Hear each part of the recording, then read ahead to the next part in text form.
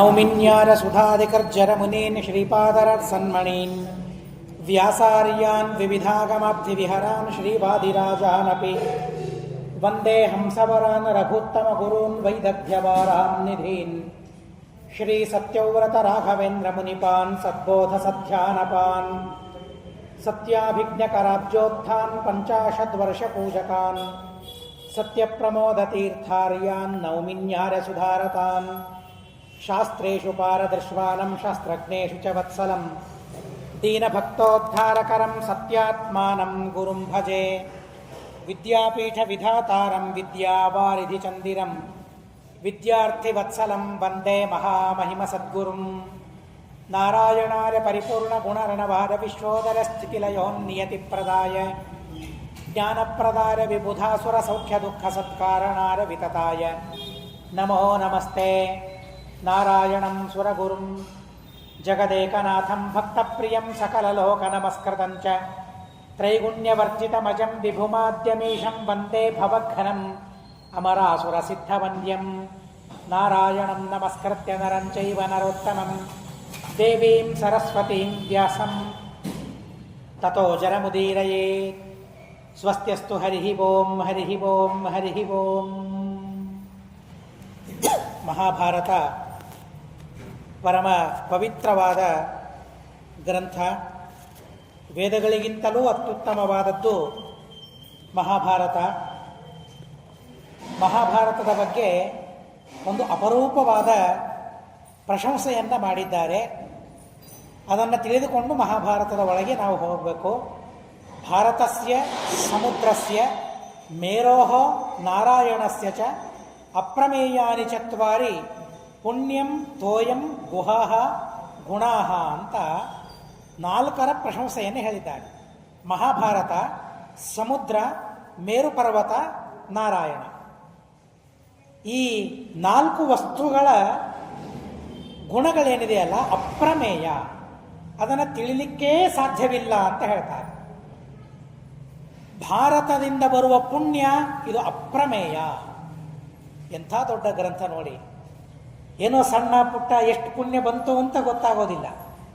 ಮಹಾಭಾರತದ ಶ್ರವಣದಿಂದ, ಮಹಾಭಾರತವನ್ನು ಹೇಳೋದರಿಂದ ಏನು ಪುಣ್ಯ ಬರ್ತದಲ್ಲ, ಆ ಪುಣ್ಯದ ಅವಧಿ ಎಷ್ಟು, ಆ ಪುಣ್ಯ ಎಷ್ಟಿದೆ ಅಂತ ಅಳಿಲಿಕ್ಕಾಗೋದಿಲ್ಲ ಅಂತ ಹೇಳ್ತಾರೆ.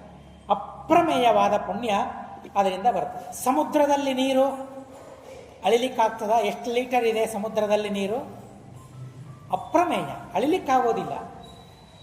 ಮೇರು ಪರ್ವತ, ಮೇರು ಪರ್ವತದಲ್ಲಿಯ ಗುಹೆಗಳನ್ನು ಎಣಿಸ್ಲಿಕ್ಕಾಗೋದಿಲ್ಲ ಅಂತ ಹೇಳ್ತಾರೆ. ಸಣ್ಣ ಸಣ್ಣ ವಿಷಯಗಳು. ಏನು ಮೇರು ಪರ್ವತ ಅಂತ ಕೇಳ್ತೇವೆ, ಆದರೆ ಅದರ ಗುಣವನ್ನು ಹೇಳ್ತಾರೆ. ಮೇರು ಪರ್ವತದಲ್ಲಿ ಎಷ್ಟು ಗುಹೆಗಳಿವೆ ಅಂದರೆ ಅವುಗಳು ಅಪ್ರಮೇಯ, ಅವುಗಳನ್ನು ಎಣಿಸ್ಲಿಕ್ಕಾಗೋದಿಲ್ಲ ಅಂತ ಹೇಳ್ತಾರೆ. ಭಾರತದಿಂದ ಪ್ರತಿಪಾದ್ಯನಾದ ನಾರಾಯಣ ಕೊನೆಗೆ ಬರ್ತಾನೆ. ಏನು ನಾರಾಯಣ? ಅಲ್ಲಿ ಅಪ್ರಮೇಯ ಯಾವುದು ಅಂದರೆ ಗುಣಾಹ. ನಾರಾಯಣನಲ್ಲಿರುವ ಗುಣಗಳು ಅಪ್ರಮೇಯ, ಯಾರಿಂದಲೂ ಎಣಿಸ್ಲಿಕ್ಕೆ ಸಾಧ್ಯವಿಲ್ಲ.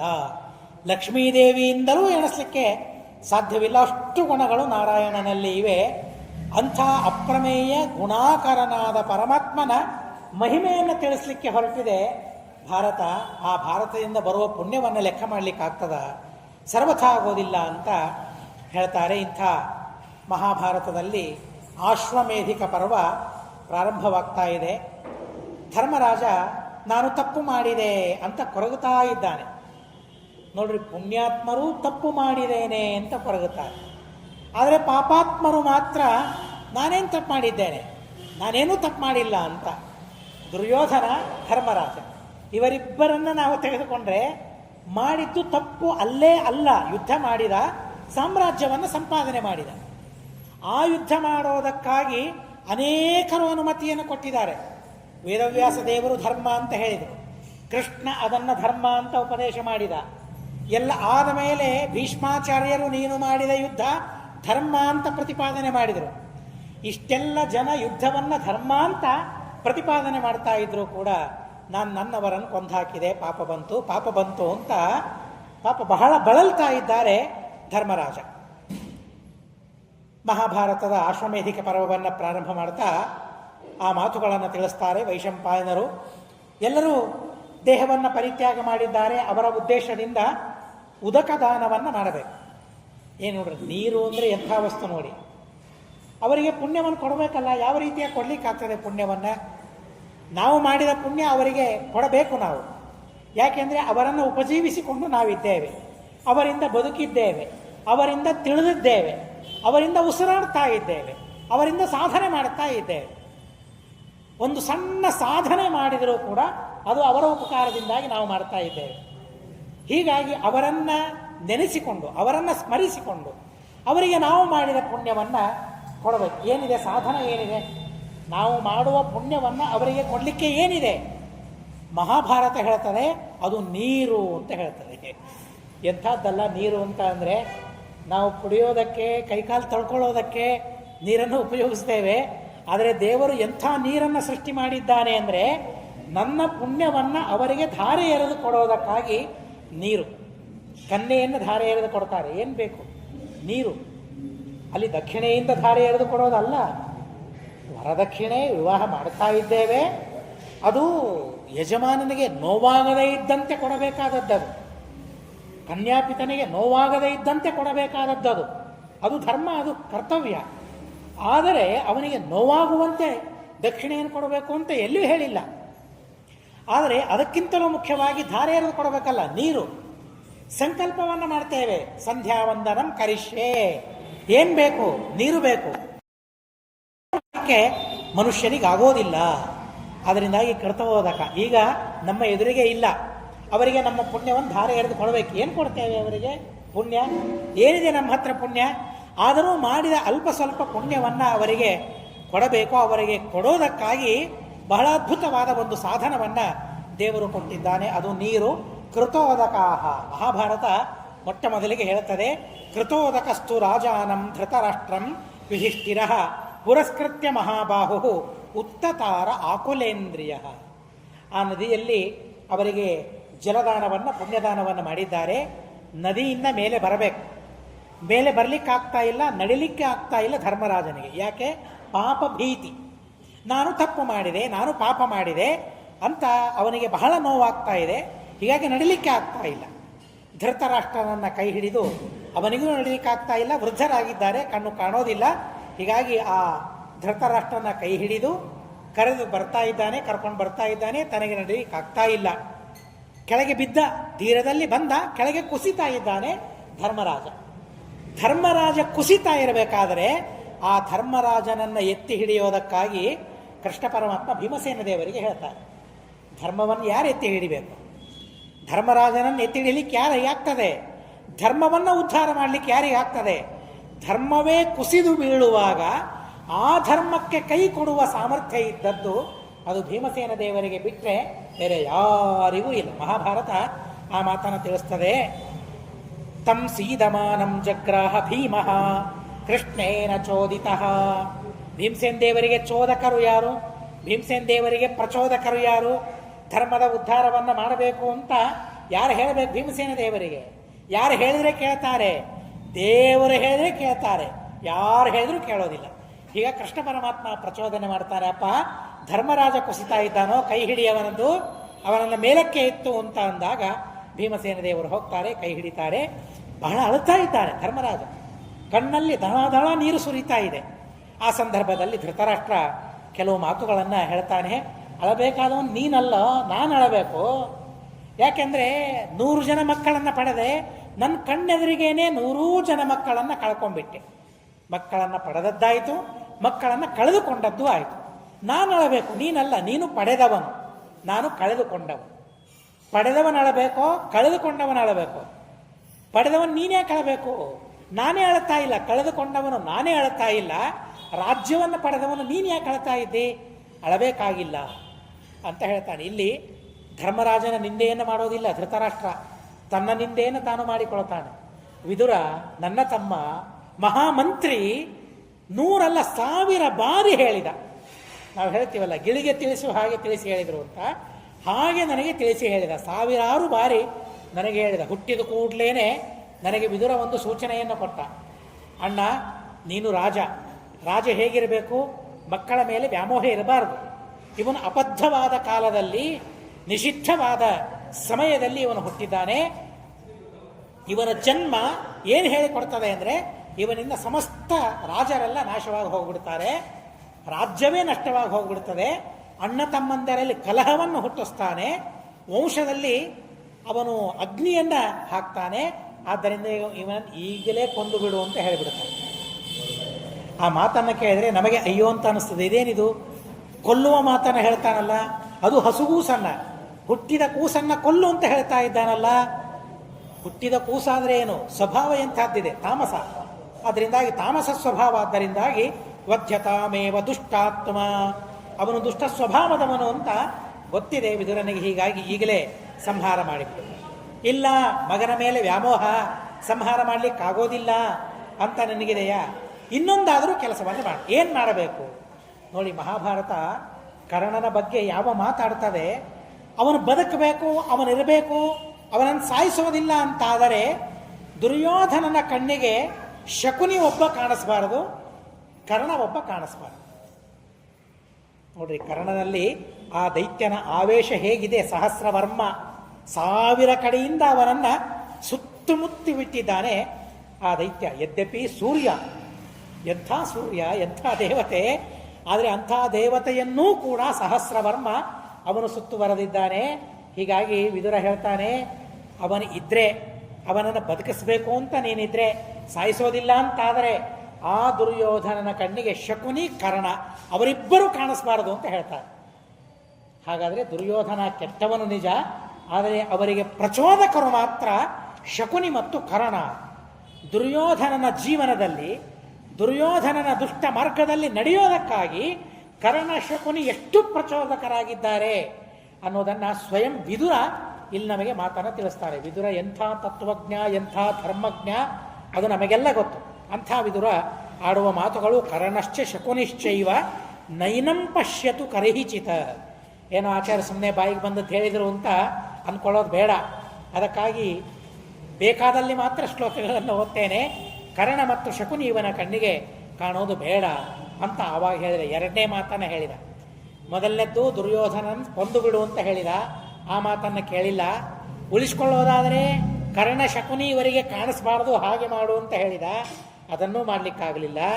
ಮೂರನೇದಾಗಿ ದ್ಯೂತ ಆಡಬೇಕು ಅಂತ ಅವರು ಸಂಕಲ್ಪ ಮಾಡಿದ್ದಾರೆ, ಅದಕ್ಕೆ ನೀನು ಒಪ್ಪಿಗೆ ಕೊಡಬೇಡ ಅಂತ ಹೇಳಿದ. ಆದರೆ ನಾನೇ ಮುಂದೆ ನಿಂತು, ಕಣ್ಣು ಕಾಣದೇ ಇದ್ರೂ ಸಹ ಅಲ್ಲಿ ನಿಂತು ನಾನು ಆ ಆಟವನ್ನು ಆಡಿಸಿದೆ. ಕೊನೆಗೆ ಇನ್ನೊಂದು ಮಾತು ಹೇಳಿದ, ಆಯಿತು ಜೂಜಾಡಿ ಎಲ್ಲ ಆಯ್ತಲ್ಲ, ಧರ್ಮರಾಜನಿಗೆ ನೀನು ಪಟ್ಟಾಭಿಷೇಕವನ್ನು ಮಾಡು, ನ್ಯಾಯದಿಂದ ಧರ್ಮದಿಂದ ರಾಜ್ಯವನ್ನು ಆಳ್ತಾನೆ. ಮಕ್ಕಳು ಅಂತನ್ನೋ ವ್ಯಾಮೋಹ ಇರಬಾರದು, ರಾಜ ಎಂಥವನಾಗಬೇಕು ಅಂತನ್ನೋ ವ್ಯಾಮೋಹ ಇರಬೇಕು. ಎಂಥವನು ರಾಜನಾಗಬೇಕು, ನನ್ನ ಮಗ ರಾಜನಾಗಬೇಕಲ್ಲ, ಧಾರ್ಮಿಕನಾದವನು ರಾಜನಾಗಬೇಕು, ಜನರನ್ನು ಚೆನ್ನಾಗಿ ಆಳುವವನು ರಾಜನಾಗಬೇಕು. ಇದನ್ನು ವಿದುರ ಹೇಳ್ತಾನೆ. ನಿನ್ನ ಮಗ ಅಲ್ಲ, 100 ಜನರಲ್ಲಿ ಒಬ್ಬರೂ ಯೋಗ್ಯತೆ ಇಲ್ಲ, ಒಬ್ಬರಿಗೂ ಯೋಗ್ಯತೆ ಇಲ್ಲ. ಯೋಗ್ಯತೆ ಇದ್ದದ್ದು ಧರ್ಮರಾಜನಿಗೆ. ಆ ಧರ್ಮರಾಜನಿಗೆ ಈ ಪಟ್ಟವನ್ನು ಕಟ್ಟಪ್ಪ, ರಾಜ್ಯದಲ್ಲಿ ಅವನಿಗೆ ಅಭಿಷೇಕ ಮಾಡು, ಜನರು ಸಂತೋಷ ಪಡ್ತಾರೆ. ಪಾಂಡುವಿನ ಮೇಲೆ ನನಗೆ ವ್ಯಾಮೋಹ ಅಲ್ಲ. ಯಾರಾದರೂ ಕೇಳಿದರೆ, ಧೃತರಾಷ್ಟ್ರನಿಗೆ ಮಕ್ಕಳ ಮೇಲೆ ವ್ಯಾಮೋಹ, ಹಾಗೆ ವಿದುರನಿಗೆ ಪಾಂಡುರಾಜನ ಮೇಲೆ ವ್ಯಾಮೋಹ ಇರಬಹುದಲ್ಲ, ಧರ್ಮರಾಜನ ಮೇಲೆ ವ್ಯಾಮೋಹ ಇರಬಹುದಲ್ಲ. ಆದರೆ ಧರ್ಮರಾಜನ ಮೇಲೆ ವ್ಯಾಮೋಹ ಅಲ್ಲ, ಅವನಿಗೆ ಧರ್ಮದ ವ್ಯಾಮೋಹ ವಿದುರನಿಗೆ, ಜನರ ಮೇಲಿನ ವ್ಯಾಮೋಹ. ಈ ರಾಜ್ಯದಲ್ಲಿರುವ ಜನರು ಸುಖವಾಗಿರಬೇಕು. ಸುಖವಾಗಿರಬೇಕಾದ್ರೆ ಧರ್ಮರಾಜನಿಗಾದರೂ ರಾಜ್ಯವನ್ನ ಕೊಡು ಅಂತ ಹೇಳಿದ. ಸಪಾಲಯಿಷ್ಯತಿ ವಶಿ ಧರ್ಮೇಣ ಪೃಥಿವೀಮಿಮಾಂ. ಅವನು ವಶೀಯವನು, ಎಲ್ಲವನ್ನ ತನ್ನ ವಶದಲ್ಲಿಟ್ಟುಕೊಂಡವನು. ಯಾರನ್ನ? ತನ್ನನ್ನೇ ತನ್ನ ವಶದಲ್ಲಿ ಇಟ್ಟುಕೊಂಡವನು, ತನ್ನನ್ನು ಇನ್ನೊಬ್ಬರ ವಶಕ್ಕೆ ಒಪ್ಪಿಸಿದವನು. ಸ್ವತಂತ್ರ ಅಂತ ತಿಳಿದವನಲ್ಲ, ನಿರಂಕುಶ ಅಂತ ತಿಳಿದವನಲ್ಲ, ನನಗೆ ಹೇಳುವವರಿಲ್ಲ ಕೇಳುವವರಿಲ್ಲ ಅಂತ ತಿಳಿದವನಲ್ಲ. ಎಂತೆಂಥ ಮಾತುಗಳನ್ನು ನೋಡೋದು. ಇದರ ಆಡಿದ ಒಂದೊಂದು ಪದ ಭಾರಿ ಮಾರ್ಮಿಕವಾಗಿದೆ. ಯಾಕೆ ಧರ್ಮರಾಜನಿಗೆ ರಾಜ್ಯವನ್ನು ಒಪ್ಪಿಸಬೇಕು? ಒಂದೇ ಮಾತು ಹೇಳ್ತಾನೆ, ಅವನ ಗುಣವನ್ನು ಹೇಳ್ತಾನೆ. ಅವನು ವಶಿ, ತನ್ನ ಅಧೀನ ಅಂತ ತಾನು ಅನ್ಕೊಂಡಿಲ್ಲ. ನನ್ನ ಮಾತು ನಾನು ಕೇಳಬೇಕು, ಯಾರ ಮಾತನ್ನ ನಾನು ಕೇಳಬಾರದು ಅಂತ ಅಂದ್ಕೊಳ್ಳವನಲ್ಲ ಅವನು. ಎಲ್ಲರ ಅಧೀನ ಅವನು. ಯಾರು ಒಳಿತು ಹೇಳ್ತಾರೆ, ಯಾರು ಒಳ್ಳೇದು ಹೇಳ್ತಾರೆ, ಎಲ್ಲರ ಅಧೀನ ಅವನು. ಜನರಿಗೆ ಕ್ಷೇಮವಾದರೆ ಸಾಕು. ಇಂಥ ಸಾವಿರಾರು ಮಾತುಗಳನ್ನು ಮಹಾಭಾರತದಲ್ಲಿ ನಾವು ಕೇಳ್ತೇವೆ. ಇಲ್ಲಿ ಅಶ್ವಮೇಧ ರಾಜಸೂಯ ಯಾಗವನ್ನು ಮಾಡುವಾಗ ತಾತ್ಪರ್ಯ ನಿರ್ಣಯದಲ್ಲಿ ಬರ್ತದೆ, ಮಹಾಭಾರತದಲ್ಲಿಯೂ ಬರ್ತದೆ. ಈ ಯಾಗ ಮಾಡಿದರೆ ಜನರಿಗೆ ಒಳ್ಳೆಯದಾಗ್ತದ? ಹಾಗಾದರೆ ಮಾಡೋಣ ಅಂತ ಅಂತಾನೆ. ಯಾವುದು ಮಾಡೋದರಿಂದ ಜನರಿಗೆ ಒಳ್ಳೆಯದಾಗ್ತದೆ ಅದನ್ನು ಮಾಡೋಣ ಅಂತ ಅನ್ನೋ ಅಭಿಪ್ರಾಯ ಆ ಧರ್ಮರಾಜನಿಗೆ ಇದೆ. ಆದ್ದರಿಂದಾಗಿ ಧರ್ಮರಾಜನಿಗೆ ರಾಜ್ಯವನ್ನು ಒಪ್ಪಿಸುವಂತ ಎಷ್ಟೆಲ್ಲ ಮಾತುಗಳನ್ನು ಹೇಳಿದ. ಆದರೂ ನಾನು ಕೇಳಲಿಲ್ಲ. ದುರ್ಯೋಧನಮಹಂ ಪಾಪಂ ಅನ್ವವರ್ತಂ ವ್ರಥಾಮತಿ. ನೋಡ್ರಿ, ಕೊನೆಗೆ ಆ ಧೃತರಾಷ್ಟ್ರನ ನಿರ್ಣಯ, ಧೃತರಾಷ್ಟ್ರನ ನಿರ್ಧಾರ. ತನ್ನ ಮಗನ ಬಗ್ಗೆ ತಾನು ಏನು ಹೇಳಿದ್ದಾನೆ ಧೃತರಾಷ್ಟ್ರ. ನಾನೇನು ತಪ್ಪು ಮಾಡಿದೆ? ಧೃತರಾಷ್ಟ್ರ ಹೇಳಿಕೊಳ್ತಾನೆ, ನಾನು ಮಹಾಪಾಪಿಯಾದ ದುರ್ಯೋಧನನ ಅನುವರ್ತನೆಯನ್ನು ಮಾಡಿದೆ, ದುರ್ಯೋಧನನನ್ನು ನಾನು ಅನುಸರಿಸಿದೆ. ಅವನು ಯಾರು? ಮಹಾಪಾಪಿ. ನನ್ನ ಬುದ್ಧಿ ಕೆಟ್ಟೋಗಿತ್ತು ಆವಾಗ ಅಂತ ಹೇಳ್ಕೊಳ್ತಾನೆ. ವೃಥಾ ಮತಿ, ನನ್ನ ಬುದ್ಧಿ ಒಳ್ಳೆಯದು, ಆದರೆ ಆವಾಗ ಮಾತ್ರ ಏನು ಮಾಡೋದು? ಆ ಬುದ್ಧಿಯಿಂದ ಆಲೋಚನೆ ಮಾಡಲಿಕ್ಕಾಗಲಿಲ್ಲ. ಆದ್ದರಿಂದಾಗಿ ತನ್ನನ್ನು ತಾನು ಬೈದುಕೊಳ್ತಾನೆ. ಬೈದುಕೊಂಡು ಕೊನೆಗೆ ಧರ್ಮರಾಜನಿಗೆ ಹೇಳ್ತಾನೆ, ಅಪ್ಪ, ನಾನು ಮತ್ತೆ ಗಾಂಧಾರಿ ಇಬ್ಬರೂ ವೃದ್ಧರಾಗಿಬಿಟ್ಟಿದ್ದೇವೆ, ನಮ್ಮನ್ನು ನೋಡಿಕೊಳ್ಳೋರು ಯಾರು? ನಿಜವಾಗಿ ಅವರಿಬ್ಬರ ಮನಸ್ಸಿನಲ್ಲಿ ಒಂದು ಭಾವನೆ ಇದೆ. ಪಾಂಡವರು ನೋಡಿಕೊಂಡಂತೆ ತನ್ನ ಮಕ್ಕಳೇ ತಮ್ಮನ್ನು ನೋಡಿಕೊಂಡಿಲ್ಲ. ಪಾಂಡವರು ತನಗೆ ಗೌರವ ಕೊಟ್ಟಂತೆ ತನ್ನ ಮಕ್ಕಳು ಯಾರೂ ಗೌರವವನ್ನು ಕೊಟ್ಟಿಲ್ಲ. ಪಾಂಡವರು ಹೆದರುವಂತೆ ತನ್ನ ಮಕ್ಕಳು ಹೆದರಿಲ್ಲ. ತಂದೆ ತಾಯಿಗಳಿಗೆ ಮಕ್ಕಳು ಹೆದರಬೇಕಲ್ವಾ? ಧೃತರಾಷ್ಟ್ರ ಹೇಳ್ತಾನೆ, ನನ್ನ ಮಕ್ಕಳು ದುರ್ಯೋಧನಾದಿಗಳು ಹೆದರಿಲ್ಲ, ಆದರೆ ನೀವು ಹೆದರಿದ್ದೀರಿ. ನನ್ನ ಮಕ್ಕಳು ನಮ್ಮನ್ನು ಹೆದರಿಸಿದ್ದಾರೆ. ಈ ಕೆಲಸ ಮಾಡಲಿಲ್ಲ ಅಂದರೆ ನಾನು ಸತ್ತು ಹೋಗ್ತೇನೆ. ಅದು ದುರ್ಯೋಧನನ ಬುದ್ಧಿ. ಹಾಗೆ ತಂದೆ ತಾಯಿಗಳನ್ನು ಹೆದರಿಸಬಾರದು. ಹಾಗೆ ಅದೇ ದುರ್ಯೋಧನ ಹೆದರಿಸಿದ, ಅಪ್ಪ ಜೂಜಿಗೆ ನೀನು ಒಪ್ಪಿಕೊಳ್ಳಿಲ್ಲ ಅಂತಂದರೆ ನಾನು ಸಾಯ್ತೇನೆ. ಆದರೆ ಒಂದು ದಿವಸ ಧರ್ಮರಾಜ ಆಗಲಿ, ಭೀಮ ಆಗಲಿ, ಅರ್ಜುನ, ನಕುಲ, ಸಹದೇವ ಹೀಗೆ ಹೆದರಿಸಿದ್ದೇ ಇಲ್ಲ. ಆದರೂ ಸಹ ನಿಮ್ಮ ಮೇಲೆ ವ್ಯಾಮೋಹ ಇಲ್ಲ ನನಗೆ. ಏನು ವಿಚಿತ್ರ ನೋಡಿ, ಎಷ್ಟು ಚೆನ್ನಾಗಿ ನನ್ನನ್ನು ನೋಡಿಕೊಳ್ತಾರೆ ಪಾಂಡವರು. ಆದರೂ ಪಾಂಡವರ ಮೇಲೆ ಪ್ರೀತಿ ಇಲ್ಲ, ಪಾಂಡವರ ಬಗ್ಗೆ ಒಳ್ಳೆ ಮಾತುಗಳನ್ನಾಡೋದಿಲ್ಲ. ಆದರೆ ದುರ್ಯೋಧನಾದಿಗಳು ಹೇಗಿದ್ದಾರೆ? ನೋವು ಕೊಡ್ತಾರೆ, ಪೀಡಿಸ್ತಾರೆ, ಆದರೂ ಹೆತ್ತ ಕರುಳು ಅಂತ ಅಂತಾರಲ್ಲ, ಎಷ್ಟು ವಿಚಿತ್ರ ಇರ್ತದಲ್ಲ. ಆದರೂ ದುರ್ಯೋಧನಾದಿಗಳ ಪಕ್ಷವನ್ನೇ ನಾನು ಹಿಡಿದೆ, ಕೆಟ್ಟು ಹೋದೆ. ಈಗಲಾದರೂ ನಮ್ಮನ್ನು ಸಂರಕ್ಷಣೆ ಮಾಡಪ್ಪ ನೀನೇ. ನಶೋಚಿತವ್ಯಂ ಭವತ ಪಶ್ಯಾಮೀಹ ಜನಾಧಿಪ. ನೀನು ಶೋಕ ಪಡಬಾರದಪ್ಪ, ರಾಜ್ಯವನ್ನು ಸುರಕ್ಷಿತವಾಗಿ ನೀನು ಪರಿಪಾಲನೆ ಮಾಡಬೇಕು. ಇಷ್ಟೆಲ್ಲ ಧರ್ಮರಾಜನಿಗೆ ಧೃತರಾಷ್ಟ್ರ ಹೇಳಿದಾಗ ಸುಮ್ಮನೆ ಅದ. ಆವಾಗ ಕೃಷ್ಣ ಪರಮಾತ್ಮ ತಾನು ಹೇಳ್ತಾನೆ, ಅತೀವ ಮನಸಾ ಶೋಕ ಕ್ರಿಯಮಾಣೋ ಜನಾಧಿಪ ಸಂತಾಪಯತಿ ಚೈತಸ್ಯ ಪೂರ್ವಾನ್ ಪ್ರೇತಾನ್ ಪಿತಾಮಹಾನ್. ಮಹಾಭಾರತ ನಿಜವಾಗಿ ಬಹಳ ಅಪರೂಪವಾದ ಮಾತುಗಳನ್ನು ತಿಳಿಸ್ತದೆ. ಅತಿಯಾಗಿ ಶೋಕ ಪಡಬಾರದು ಅಂತ ಹೇಳ್ತಾರೆ. ಆಗ್ತದೆ, ಶೋಕ ಬಂದಾಗ ನಿಗ್ರಹ ಮಾಡ್ಕೊಳ್ಬೇಕು, ಶೋಕವನ್ನು ನಿಗ್ರಹ ಮಾಡ್ಕೊಳ್ಬೇಕು. ಮಧ್ವ ವಿಜಯದಲ್ಲಿ ಬಹಳ ಸುಂದರವಾದ ಮಾತುಗಳನ್ನು ಹೇಳ್ತಾರೆ. ಸಂತೋಷ ಆದಾಗ ಆ ಸಂತೋಷದ ನೀರೂ ನೆಲಕ್ಕೆ ತಾಕಬಾರದಂತೆ, ದುಃಖದ ನೀರು ನೆಲಕ್ಕೆ ತಾಕಬಾರದಂತೆ, ಇದು ನಿಗ್ರಹ ಅಂತ ಹೇಳ್ತಾರೆ. ಇದು ದ್ವಂದ್ವ ಸಹನೆ ಅಂತ ಹೇಳ್ತಾರೆ. ಸುಖವಾಗಲಿ ಬಲು ದುಃಖವಾಗಲಿ ಸಖ ನೀನಾಗಿರು ಪಾಂಡುರಂಗ. ಯಾವುದೇ ವಿಷಯದಿಂದ ಅತಿಯಾದ ಆನಂದ ಆಗಬಾರದು, ಯಾವುದೇ ಇದರಿಂದ ಅತಿಯಾದ ದುಃಖವನ್ನು ಅನುಭವಿಸಬಾರದು. ಇದು ಮಹಾಭಾರತ ಹೇಳುವ ಮಾತು. ಅತಿಯಾಗಿ ಶೋಕಿಸಿದರೆ ಏನಾಗ್ತದೆ? ಮಹಾಭಾರತ ಹೇಳ್ತದೆ, ಅತೀವ ಮನಸಾ ಶೋಕ ಕ್ರಿಯಮಾಣೋ ಜನಾಧಿಪ. ಅದರಲ್ಲಿಯೂ ಸಹ ಮಾನಸಿಕವಾದ ಶೋಕ ಸರ್ವಥಾ ಒಳ್ಳೆಯದಲ್ಲ. ಅದರಿಂದ ಮೃತರಾದ ತಂದೆ, ಪಿತಾಮಹ, ಪ್ರಪಿತಾಮಹ ಏನಿದ್ದಾರಲ್ಲ, ನಾವು ಎಷ್ಟು ಅಳತೇವೆ ಅಷ್ಟು ಶೋಕ ಅವರಿಗಾಗ್ತದಂತೆ. ಹಾಗಾದರೆ ಅವರನ್ನು ಅಳಿಸುವುದು ಯೋಗ್ಯವಲ್ಲ. ಅದನ್ನು ಮನಸ್ಸಿನಲ್ಲಿ ಭಾವಿಸಿ ಅತಿಯಾದ ಶೋಕವನ್ನು ಮಾಡಬಾರದಪ್ಪ. ಕೃಷ್ಣ ಪರಮಾತ್ಮ ಹೇಳ್ತಾನೆ ಧರ್ಮರಾಜರಿಗೆ, ಎಲ್ಲ ಜನ ಹೇಳ್ತಾರೆ, ಯಜಸ್ವ ವಿವಿಧೈರ್ಯಜ್ಞೈ ಬಹುಭಿ ಸ್ವಾಪ್ತ ದಕ್ಷಿಣೈ ದೇವಾಂತರ್ಪಯ ಸೋಮೇನ ಸ್ವಧಯಾಚ ಪಿತೃನಪಿ. ಸಂತೋಷ ಪಡುವುದಕ್ಕಾಗಿ ಅನೇಕ ಧರ್ಮಗಳನ್ನು ಹೇಳಿದ್ದಾರೆ. ಆನಂದವಾಗಿ ಇರಲಿಕ್ಕೆ, ಶೋಕವನ್ನು ಮರೆಯೋದಕ್ಕಾಗಿ, ಸಂಸಾರದ ಖೇದವನ್ನು ಮರೆಯೋದಕ್ಕಾಗಿ ಅನೇಕ ಧರ್ಮಗಳನ್ನು ಹೇಳಿದ್ದಾರೆ. ಒಂದು ಮಾತನ್ನು ನಾವು ಕೇಳ್ತೇವೆ, ಪ್ರಾತಃ ಪ್ರಭೃತಿ ಸಾಯಾಂತಂ ಸಾಯಾದಿ ಪ್ರಾತರಂ ತಥಾ ಯತ್ ಕರೋಮಿ ಜಗನ್ನಾಥ ತದಸ್ತು ತವ ಪೂಜನಂ. ನಮ್ಮ ಕಾಲ ಇದೆಯಲ್ಲ, ಪ್ರತಿಯೊಂದು ಕಾಲಕ್ಕೂ ವಿಹಿತವಾದ ಧರ್ಮಗಳಿವೆ. ಪ್ರತಿಯೊಂದು 24 ಗಂಟೆ ಅಂತಾದರೆ 24 ಗಂಟೆಯಲ್ಲಿಯೂ ಮಾಡಬೇಕಾದ ಕರ್ಮಗಳಿವೆ. ನಾವು ಕರ್ಮಗಳನ್ನು ಮಾಡ್ತಾ ಹೋದರೆ ಅಷ್ಟು ಸಮಯವೂ ಸಾಕಾಗೋದಿಲ್ಲ. ಆದರೆ ಹೇಗೆ ಕಾಲ ಕಳಿಬೇಕು ಅಂತ ನಮಗೊಂದು ದೊಡ್ಡದಾದ ಚಿಂತೆ, ಬಹಳ ದೊಡ್ಡದಾದ ಚಿಂತೆ. ಹೇಗೆ ಕಾಲ ಕಳಿಬೇಕು ಆಗೋದಿಲ್ಲ. ಬಹಳ ವಿಚಿತ್ರ ಅಂತ ಅನ್ನಿಸ್ತದೆ. ಆದರೆ ಶಾಸ್ತ್ರ ಹೇಳ್ತದೆ, ನಿನಗೆ ಪುರುಸೊತ್ತೇ ಇಲ್ಲ, ಅಷ್ಟು ಕೆಲಸಗಳನ್ನು ನಾನು ನಿನಗೆ ಹೇಳ್ತೇನೆ. ಎಲ್ಲಿ ಶೋಕ ಇರ್ತದೆ ಹೇಳಿ? ಧರ್ಮಶಾಸ್ತ್ರ ವಿಧಾನ ಮಾಡಿದ ಕರ್ಮಗಳನ್ನು ಮಾಡ್ತಾ ಹೋದರೆ, ಸಂಧ್ಯಾ ವಂದನೆ ಮಾಡ್ತಾ ಹೋದರೆ, ಅದರಲ್ಲಿಯೇ ಭಗವಂತನ ಗುಣಗಳನ್ನು ಚಿಂತನೆ ಮಾಡಿದರೆ, ಗಾಯತ್ರಿಯ ಗುಣಗಳನ್ನು ಚಿಂತನೆ ಮಾಡಿದರೆ, ಮಂತ್ರಾರ್ಥ ಅನುಸಂಧಾನಕ್ಕೆ ಬಂದರೆ, ಅಲ್ಲಿಯ ಭಾವನೆಗಳನ್ನು ಆಲೋಚನೆ ಮಾಡಿದರೆ ಆನಂದ ಆಗ್ತದೆ. ಮಹಾಭಾರತ, ಭಾಗವತ, ರಾಮಾಯಣ, ಸರ್ವಮೂಲಗಳು, ತತ್ವಗಳು, ಪ್ರಮೇಯಗಳು, ತಂದೆ ತಾಯಿಗಳು ಮಾಡಿದ ಉಪಕಾರ, ಗುರುಗಳು ಮಾಡಿದ ಉಪಕಾರ. ಸತ್ಯ ಪ್ರಮೋದ ತೀರ್ಥ ಶ್ರೀಪಾದಂಗಳವರ ಉತ್ತರಾರಾಧನಾ ಮಹೋತ್ಸವ ಇವತ್ತು. ಅವರು ಮಾಡಿದ ಉಪಕಾರಗಳನ್ನು ನಾವು ಚಿಂತನೆ ಮಾಡ್ತಾ ಹೋದರೆ ಎಲ್ಲಿ ಸಮಯ ಇದೆ ನಮಗೆ? ಎಲ್ಲಿ ದುಃಖ ಇದೆ ಹೇಳಿ? ನಾವು ದುಃಖವನ್ನು ನಮ್ಮ ಮೈ ಮೇಲೆ ಹೇಳ್ಕೊಳ್ತಾ ಇದ್ದೇವೆ. ಹೇಗೆ? ಕರ್ಮಗಳನ್ನು ಪರಿತ್ಯಾಗ ಮಾಡಿ ಒಂದು ದಿವಸ, ಒಂದೇ ಒಂದು ದಿವಸ ಎಲ್ಲ ಬಿಟ್ಟು ನಾವು ಕರ್ಮಗಳನ್ನು ಮಾಡಿ ನೋಡೋಣ. ಬೇರೆ ಬೇರೆ ಒಂದಕ್ಕೆ ಹೊಂದಿಕೊಳ್ಳಿಕ್ಕಾಗೋದಿಲ್ಲ, ನಮಗೆ ಬೇಸರ ಬರ್ತದೆ. ಮನುಷ್ಯ ಸ್ವಭಾವ ನಮ್ಮದು, ದೇವ ಸ್ವಭಾವ ಅಲ್ಲ, ಋಷಿ ಸ್ವಭಾವ ನಮ್ದಲ್ಲ. ಸ್ವಲ್ಪ ಹೊತ್ತು ಮಾಡಿದ್ವಿ ಅಂದರೆ ಬೇಸರ ಬರ್ತದೆ. ಹೀಗಾಗಿ ಆ ಬೇಸರ ಪರಿಹಾರ ಆಗೋದಕ್ಕಾಗಿ ಬೇರೆ ಬೇರೆ ಕೆಲಸಗಳನ್ನು ಮಾಡೋಣ, ಧರ್ಮಗಳನ್ನು ಮಾಡೋಣ. ಮನುಷ್ಯ ಸಂತೋಷವಾಗಿರ್ತಾನೆ, ಆನಂದವಾಗಿರ್ತಾನೆ. ಹೀಗಾಗಿ ನಿನ್ನ ಶೋಕವನ್ನು ಕಳಿಬೇಕಾದ್ರೆ ಧರ್ಮರಾಜನ ಶೋಕವನ್ನು ಕಳಿಬೇಕು, ಅವನ ಆನಂದವಾಗಿರಬೇಕು. ಏನು ಉಪದೇಶ ಮಾಡ್ತಾರೆ ಗೊತ್ತಾ? ಯಜಸ್ವ, ಯಜ್ಞವನ್ನು ಮಾಡು ಅಂತ ಹೇಳ್ತಾರೆ. ಯಜ್ಞವನ್ನು ಮಾಡೋದರಿಂದ ಆನಂದ ಆಗ್ತದೆ ಮನುಷ್ಯನಿಗೆ. ಸುಮ್ಮನೆ ಕೂತ್ರೆ ಆ ದುಃಖ ಬಿಡೋದಿಲ್ಲ ಮನುಷ್ಯನಿಗೆ. ಧರ್ಮವನ್ನು ಮಾಡ್ತಾ ಇದ್ರೆ ಮಂತ್ರಾರ್ಥದ ಚಿಂತನೆಯಾಗ್ತದೆ, ಕರ್ಮದಲ್ಲಿ ತೊಡಗಬೇಕಾಗ್ತದೆ, ಅದರ ಬಗ್ಗೆ ಆಲೋಚನೆ ಮಾಡ್ತಾನೆ.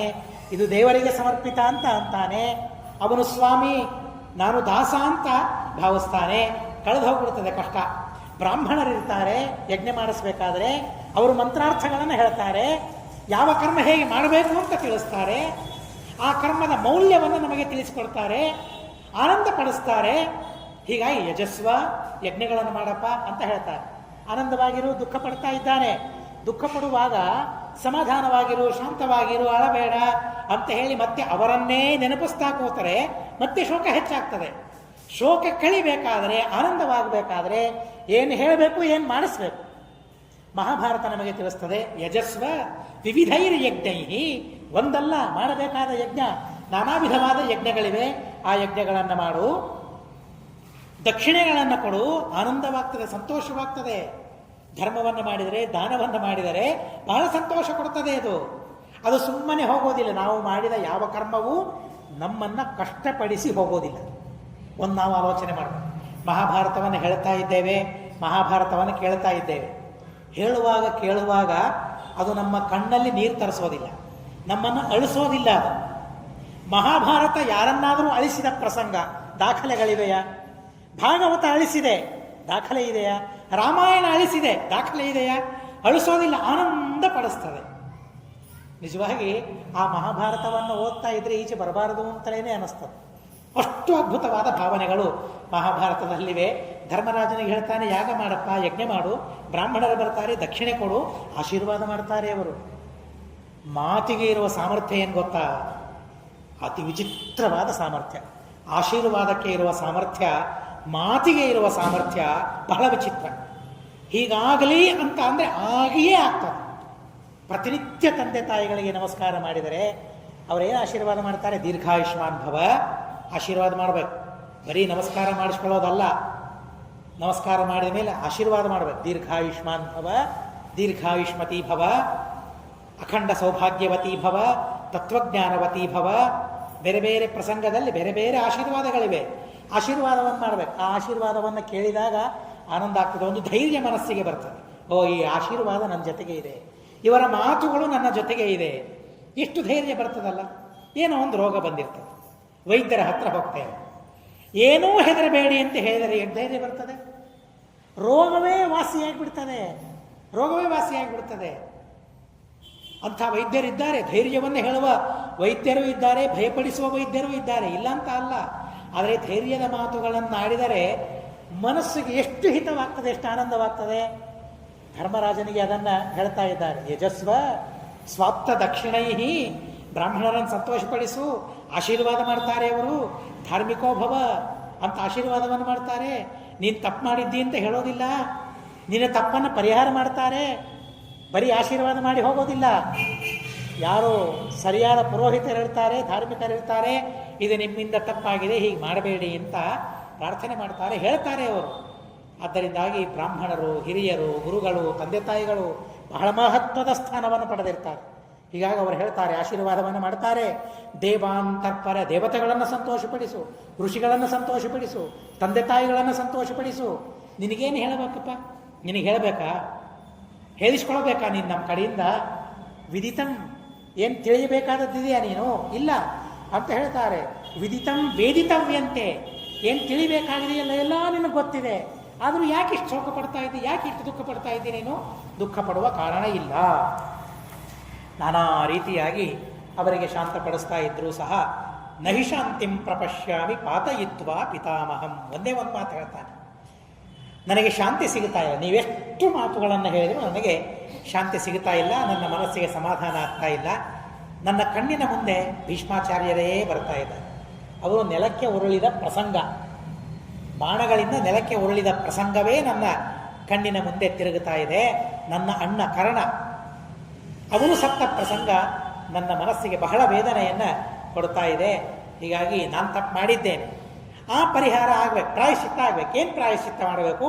ನೀನು ಹೇಳಬೇಕು, ನೀವು ಹೇಳಬೇಕು ಅಂತ ಪರಮಾತ್ಮನಿಗೆ ಕೇಳ್ತಾರೆ. ಸುಕೃತಾತೆ ಮತಿಸ್ತಾತ ಪುನರ್ಬಾಲ್ಯೇನ ಮುಖ್ಯತೆ ಕಿಮಾಕಾಶೇ ವಯಂ ಸರ್ವೇ ಫಲಪಾಮೋ ಮುಹುರ್ಮುಹು. ವೇದವ್ಯಾಸ ದೇವರು ಸ್ವಲ್ಪ ಸಿಟ್ಟಿಗೆ ಬರ್ತಾರೆ. ದೇವರಿಗೆ ಎಲ್ಲಿ ಸಿಟ್ಟಿದೆ? ದೇವರಿಗೆ ಸಿಟ್ಟಿದೆಯಾ? ಇದೆ, ಆದರೆ ಅದು ಆನಂದ ರೂಪ ಅಂತ ಹೇಳ್ತಾರೆ. ನಮಗೆ ಸಿಟ್ಟು ಬಂದರೆ ಏನಾಗ್ತದೆ? ದುಃಖವಾಗ್ತದೆ. ದೇವರಿಗೆ ಸಿಟ್ಟು ಬಂದರೆ ಏನಾಗ್ತದೆ? ಆನಂದವಾಗ್ತದೆ. ನಮ್ಮಂಥ ಸಿಟ್ಟಲ್ಲ, ದೇವರ ಸಿಟ್ಟು. ಒಳ್ಳೆ ಕೆಲಸಕ್ಕಾಗಿ ನಾವು ಸಿಟ್ಟು ಬಂದರೆ ನಮಗೂ ಸಂತೋಷ ಆಗ್ತದಲ್ಲ. ಯಾಕೆ ಸಿಟ್ಟಿಗೆ ಬಂದೆ? ತಪ್ಪು ಮಾಡ್ತಾ ಇದ್ದಾರೆ ಅನ್ನೋದಕ್ಕಾಗಿ ಸಿಟ್ಟಿಗೆ ಬಂದಿದ್ದೇನೆ. ಒಳ್ಳೆಯದಕ್ಕಾಗಿ ಸಿಟ್ಟು ಬಂದರೆ ಬಹಳ ಖೇದವಾಗೋದಿಲ್ಲ. ದೇವರು ಸಿಟ್ಟಿಗೆ ಬರ್ತಾನೆ, ಯಾಕೆ? ಒಳ್ಳೆಯದಕ್ಕಾಗಿ ಸಿಟ್ಟಿಗೆ ಬರ್ತಾನೆ. ವೇದವ್ಯಾಸ ದೇವರು ಸಿಟ್ಟಿಗೆ ಬಂದು ಎಂಥ ಮಾತಾಡ್ತಾರೆ ಗೊತ್ತಾ? ನಾವು ಯಾರ ಮುಂದೆ ಮಾತಾಡ್ತಾ ಇದ್ದೇವೆ ನಾವೆಲ್ಲ? ಕೃಷ್ಣ ಹೇಳಿದ, ನಾನು ಹೇಳ್ತಾ ಇದ್ದೇನೆ, ಪರಶುರಾಮ ದೇವರು ಹೇಳಿದರು, ಭೀಷ್ಮಾಚಾರ್ಯರು ಹೇಳಿದರು, ಅಧ್ಯಾಯಗಳನ್ನು ಹೇಳಿದರು. ಎಲ್ಲ ಕೇಳಿದ್ದೀರಿ ನೀವು. ಅನುಶಾಸನ ಪರ್ವದಲ್ಲಿ, ಶಾಂತಿ ಪರ್ವದಲ್ಲಿ ಉಪದೇಶಗಳನ್ನು ಕೇಳಿದ್ದೀರಿ. ಧರ್ಮರಾಜನಿಗೆ ಮಾಡಿದ ಉಪದೇಶಗಳನ್ನು. ಯಾರು ನಮ್ಮ ಮುಂದೆ ಕೂತಿದ್ದಾರೆ? ನೀನು ಇದ್ದೀಯಾ ಅಥವಾ ಆಕಾಶದ ಮುಂದೆ ಮಾತಾಡ್ತಾ ಇದ್ದೀವ ನಾವು? ವೇದವ್ಯಾಸ ದೇವರು ಸಿಟ್ಟಿಗೆ ಬರ್ತಾರೆ.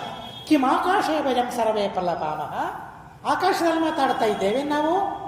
ನೀನಿದ್ದೀಯಲ್ಲ ಒಬ್ಬ ಜೀವ, ನಾವು ಹೇಳಿದ ಮಾತುಗಳನ್ನು ನಿನಗೆ ಅರ್ಥ ಆಗ್ತಾ ಇದೆಯೋ ಇಲ್ವೋ? ವೇದವ್ಯಾಸ ದೇವರು ಸಿಟ್ಟಿಗೆ ಬಂದು ಮಾತಾಡ್ತಾರೆ, ನೀನು ಕೇಳ್ತಾ ಇಲ್ಲ. ಆಯಿತು, ತಪ್ಪು ಮಾಡಿದ್ದೀನಿ ಅಂತ ನಿನಗೆ ಅನಿಸ್ತಾ ಇದೆಯಲ್ಲ, ಹಾಗಾದರೆ ನೀನೊಂದು ಕರ್ಮವನ್ನು ಮಾಡು, ಯಜ್ಞವನ್ನು ಮಾಡು. ರಾಜಸೂಯ ಯಾಗ ಇದೆ, ಅಶ್ವಮೇಧ ಯಾಗ ಇದೆ, ನಾನಾ ತರಹದ ಯಾಗಗಳಿವೆ. ಯಾಗಗಳನ್ನು ಮಾಡು, ಪ್ರಾಯಶ್ಚಿತ್ತ ರೂಪ. ತಪ್ಪು ಮಾಡಿದಾಗ ತಪಸ್ಸು ಮಾಡಬೇಕಂತ. ತಪ್ಪು ಮಾಡಿದಾಗ ತಪಸ್ಸು ಮಾಡಬೇಕಂತ. ನಾವೇನು ಮಾಡಬೇಕು? ತಪ್ಪಿಗಾಗಿ ಮತ್ತೊಂದು ತಪ್ಪೇ ಹೊರತು ತಪ್ಪಿಗಾಗಿ ತಪಸ್ಸು ನಮ್ಮ ಜೀವನದಲ್ಲಿಯೇ ಇಲ್ಲ. ಆದರೆ ತಪಸ್ಸು ಎಲ್ಲ ಮಾಡಲಿಕ್ಕೆ ಆಗೋದಿಲ್ಲ ನಮಗೆ. ಆದರೆ ಒಂದು ತಪಸ್ಸು ಮಾಡಬಹುದು. ತಪಸ್ಸು ತದ್ಧಿ ತಪಸ್ತದ್ಧಿ ತಪಃ. ಸಾಧ್ಯವಾದಾಗಲೆಲ್ಲ ಭಗವಂತನ ಗುಣಗಳನ್ನು ಚಿಂತನೆ ಮಾಡೋದು ಆಗೋದಿಲ್ಲ, ಬೇಡ. ಶ್ರವಣ ಮಾಡೋದು ಆಗ್ತದಲ್ಲ. ಕೇಳಲಿಕ್ಕೆ ಏನಾದರೂ ತೊಂದರೆ ಇದೆಯಾ? ಇದೆ, ಅಲ್ಲಿಯೂ ತೊಂದರೆ ಇದೆ. ನಾವೇನಾದರೂ ಕೇಳಲಿಕ್ಕೆ ಶುರು ಮಾಡಿದರೆ ನಿದ್ರೆ ಬಂದುಬಿಡ್ತದೆ, ಆಗೋದೇ ಇಲ್ಲ, ಕೇಳಲಿಕ್ಕಾಗೋದೇ ಇಲ್ಲ. ಅದೇ ಬೇರೆ ಏನಾದರೂ ಇಟ್ಕೊಳ್ಳಿ, ಕ್ರಿಕೆಟ್ಟು ಅಥವಾ ಮತ್ತೇನಾದರೂ ರೀಲ್ಸ್, ಇವತ್ತೆಲ್ಲ ಇದೆಯಲ್ಲ, ನಿದ್ರೆಯೇ ಬರೋದಿಲ್ಲ. ಏನು ವಿಚಿತ್ರ ಅಲ್ಲ ಮನುಷ್ಯನ ಮನಸ್ಸು. ಎಷ್ಟು ಆಶ್ಚರ್ಯ ಅನ್ನಿಸ್ತದೆ. ನಮ್ಮ ದುರದೃಷ್ಟ ಎಷ್ಟು ಅಂತ ಗೊತ್ತಾಗ್ತದೆ. ನಾವು ಎಷ್ಟು ಪಾಪ ಮಾಡಿದ್ದೇವೆ ಅಂತ ಅರ್ಥ ಆಗಬೇಕಾದ್ರೆ ರಾತ್ರಿ 12ರಿಂದ ನಾವು ಮೊಬೈಲ್ ನೋಡ್ತಾ ಕೂಡೋಣ. ನಾನೇನು ಪಾಪ ಮಾಡಿಲ್ಲ ಅಂತ ನಾನು ಅಂತೀನಲ್ಲ. ಹಾಗಾದರೆ ರಾತ್ರಿ 12 ತನ್ನ ಕಾಲಗ ನಿಜವಾಗಿ 9, 10 ನಿದ್ರೆ ಬರೋ ಸಮಯ. 10ರಿಂದ ಪ್ರಾರಂಭ ಮಾಡೋಣ ರೀಲ್ಸ್ ನೋಡಿ. ಒಂದು ದಿವಸ ಹೋಗಲಿ, ಇದು ಒಂದು ಪಾಪ ಆಗಲಿ ನಮ್ಮ ಕಡೆಯಿಂದ. ನಮ್ಮ ಪಾಪ ಎಷ್ಟಿದೆ ಅಂತ ನಾವು ತಿಳಿದುಕೊಳ್ಳಬೇಕಾದ್ರೆ ಒಂದು ದಿವಸ ರಾತ್ರಿ ಮೊಬೈಲನ್ನು ರೀಲ್ಸನ್ನು ನೋಡ್ತಾ ಕೂಡೋಣ. ರಾತ್ರಿ 2 ಆದರೂ 3 ಆದರೂ 4 ಆದರೂ 5 ಆದರೂ ನಿದ್ರೆ ಬರ್ತದ? ಯಾರಿಗಾದರೂ ನಿದ್ರೆ ಬರ್ತದ? ಬರೋದಿಲ್ಲ ಅಲ್ಲ. ಏನಿದು ಹಾಗಾದರೆ? ನಮ್ಮ ಪಾಪ ಎಷ್ಟಿದೆ ನೋಡಿ, ಎಲ್ಲಿ ನಮ್ಮ ಮನಸ್ಸು ಆಸಕ್ತವಾಗ್ತಾ ಇದೆ ನೋಡಿ. ಅದೇ ಮಹಾಸ್ವಾಮಿಗಳ ಪ್ರವಚನ 1 ನಿಮಿಷದ್ದಿರ್ತದೆ, ಅಷ್ಟರಲ್ಲೇನೆ ನಿದ್ದೆ ಬಂದು ಹೋಗ್ಬಿಟ್ಟಿರ್ತದೆ. ಒಂದೇ ನಿಮಿಷದಲ್ಲಿ ನಿದ್ರೆ, ಅದು ಪಾಪಕ್ಕೆ. ಹಾಗಾದರೆ ಎಷ್ಟು ಪುಣ್ಯವನ್ನು ನಾವು ಗಳಿಸ್ಬೇಕಾಗಿದೆ. ಏನು ಮಾಡ್ತಾ ಇದ್ದೇವೆ ನಾವು?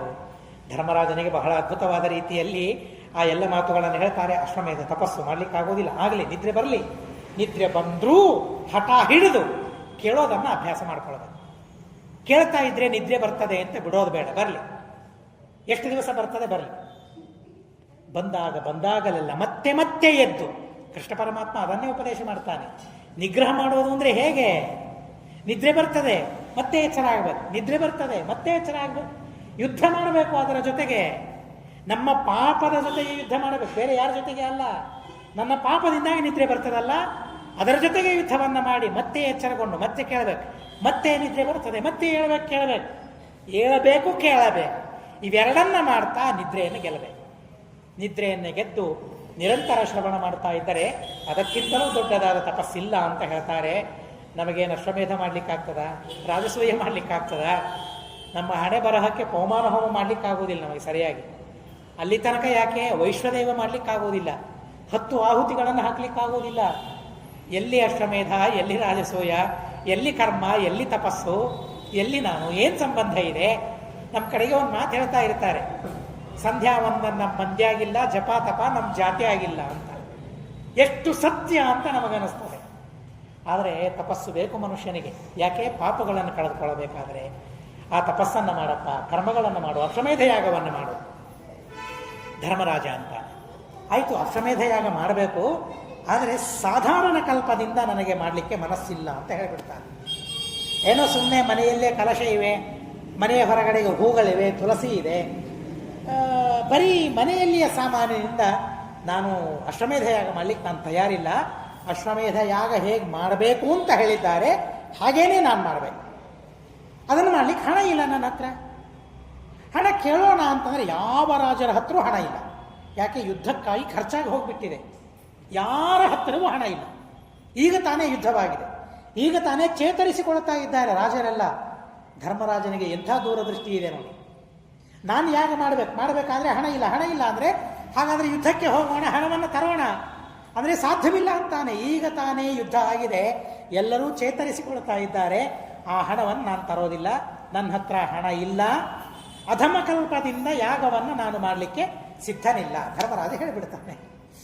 ಹೇಳಿದಾಗ ಆವಾಗ ದೇವರ ಹೇಳ್ತಾನೆ, ವೇದವ್ಯಾಸ ದೇವರು ಹೇಳ್ತಾರೆ, ಕೃಷ್ಣ ಪರಮಾತ್ಮ ಹೇಳ್ತಾನೆ, ರಾಜಸೂಯಾಶ್ವಮೇಧೌ ಚ ಸರ್ವಮೇಧಂ ಚ ಭಾರತ, ಅವುಗಳನ್ನೆಲ್ಲ ಮಾಡು ಅಂತಂದಾಗ ನನಗೆ ಮಾಡಲಿಕ್ಕಾಗೋದಿಲ್ಲ. ದಾನ ಮಲ್ಪಂ ನ ಶಕ್ನೋಮಿ ದಾತುಂ ವಿತ್ತಂಚ ನಾಸ್ತಿಮೇ.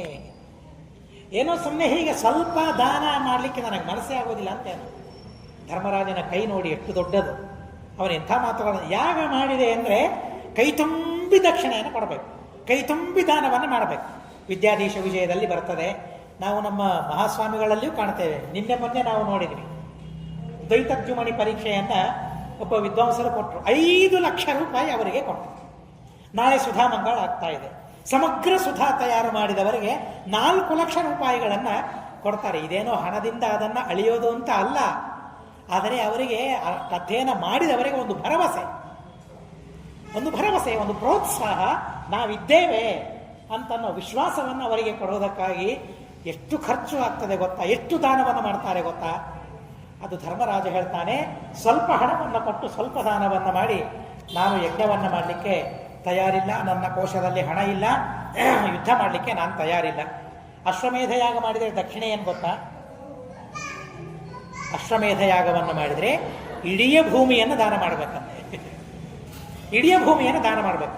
ಪೃಥಿವೀ ದಕ್ಷಿಣಾಚಾತ್ರ ವಾಜಿಮೇಧೆ ಮಹಾಕ್ರತವು. ಅಶ್ವಮೇಧ ಯಾಗ ಮಹಾಕ್ರತು, ಅದು ಮಹಾಯಜ್ಞ. ಅದನ್ನು ಯಾಗ ಮಾಡಿದರೆ ಎಲ್ಲ ಭೂಮಿಯನ್ನು ದಾನ ಮಾಡಿಬಿಡಬೇಕಂತೆ. ಇದು ಅದಕ್ಕೆ ದಕ್ಷಿಣೆ. ಆದರೆ ನಾನೇನು ಮಾಡಬಲ್ಲೆ, ನನಗೇನು ಮಾಡಲಿಕ್ಕಾಗ್ತದೆ? ಮಾಡಲಿಕ್ಕಾಗೋದಿಲ್ಲ. ನಚ ಪ್ರತಿನಿಧಿಂ ಕರ್ತುಂ ಚಿಕಿರಿಷಾಮಿ ತಪೋಧನ. ಕೆಲವದಕ್ಕೆ ಪ್ರತಿನಿಧಿಗಳು ಅಂತ ಇವೆ. ಪ್ರತಿನಿಧಿ ಕಲ್ಪದಿಂದ ನಾನು ಮಾಡಲಿಕ್ಕೆ ತಯಾರಿಲ್ಲ.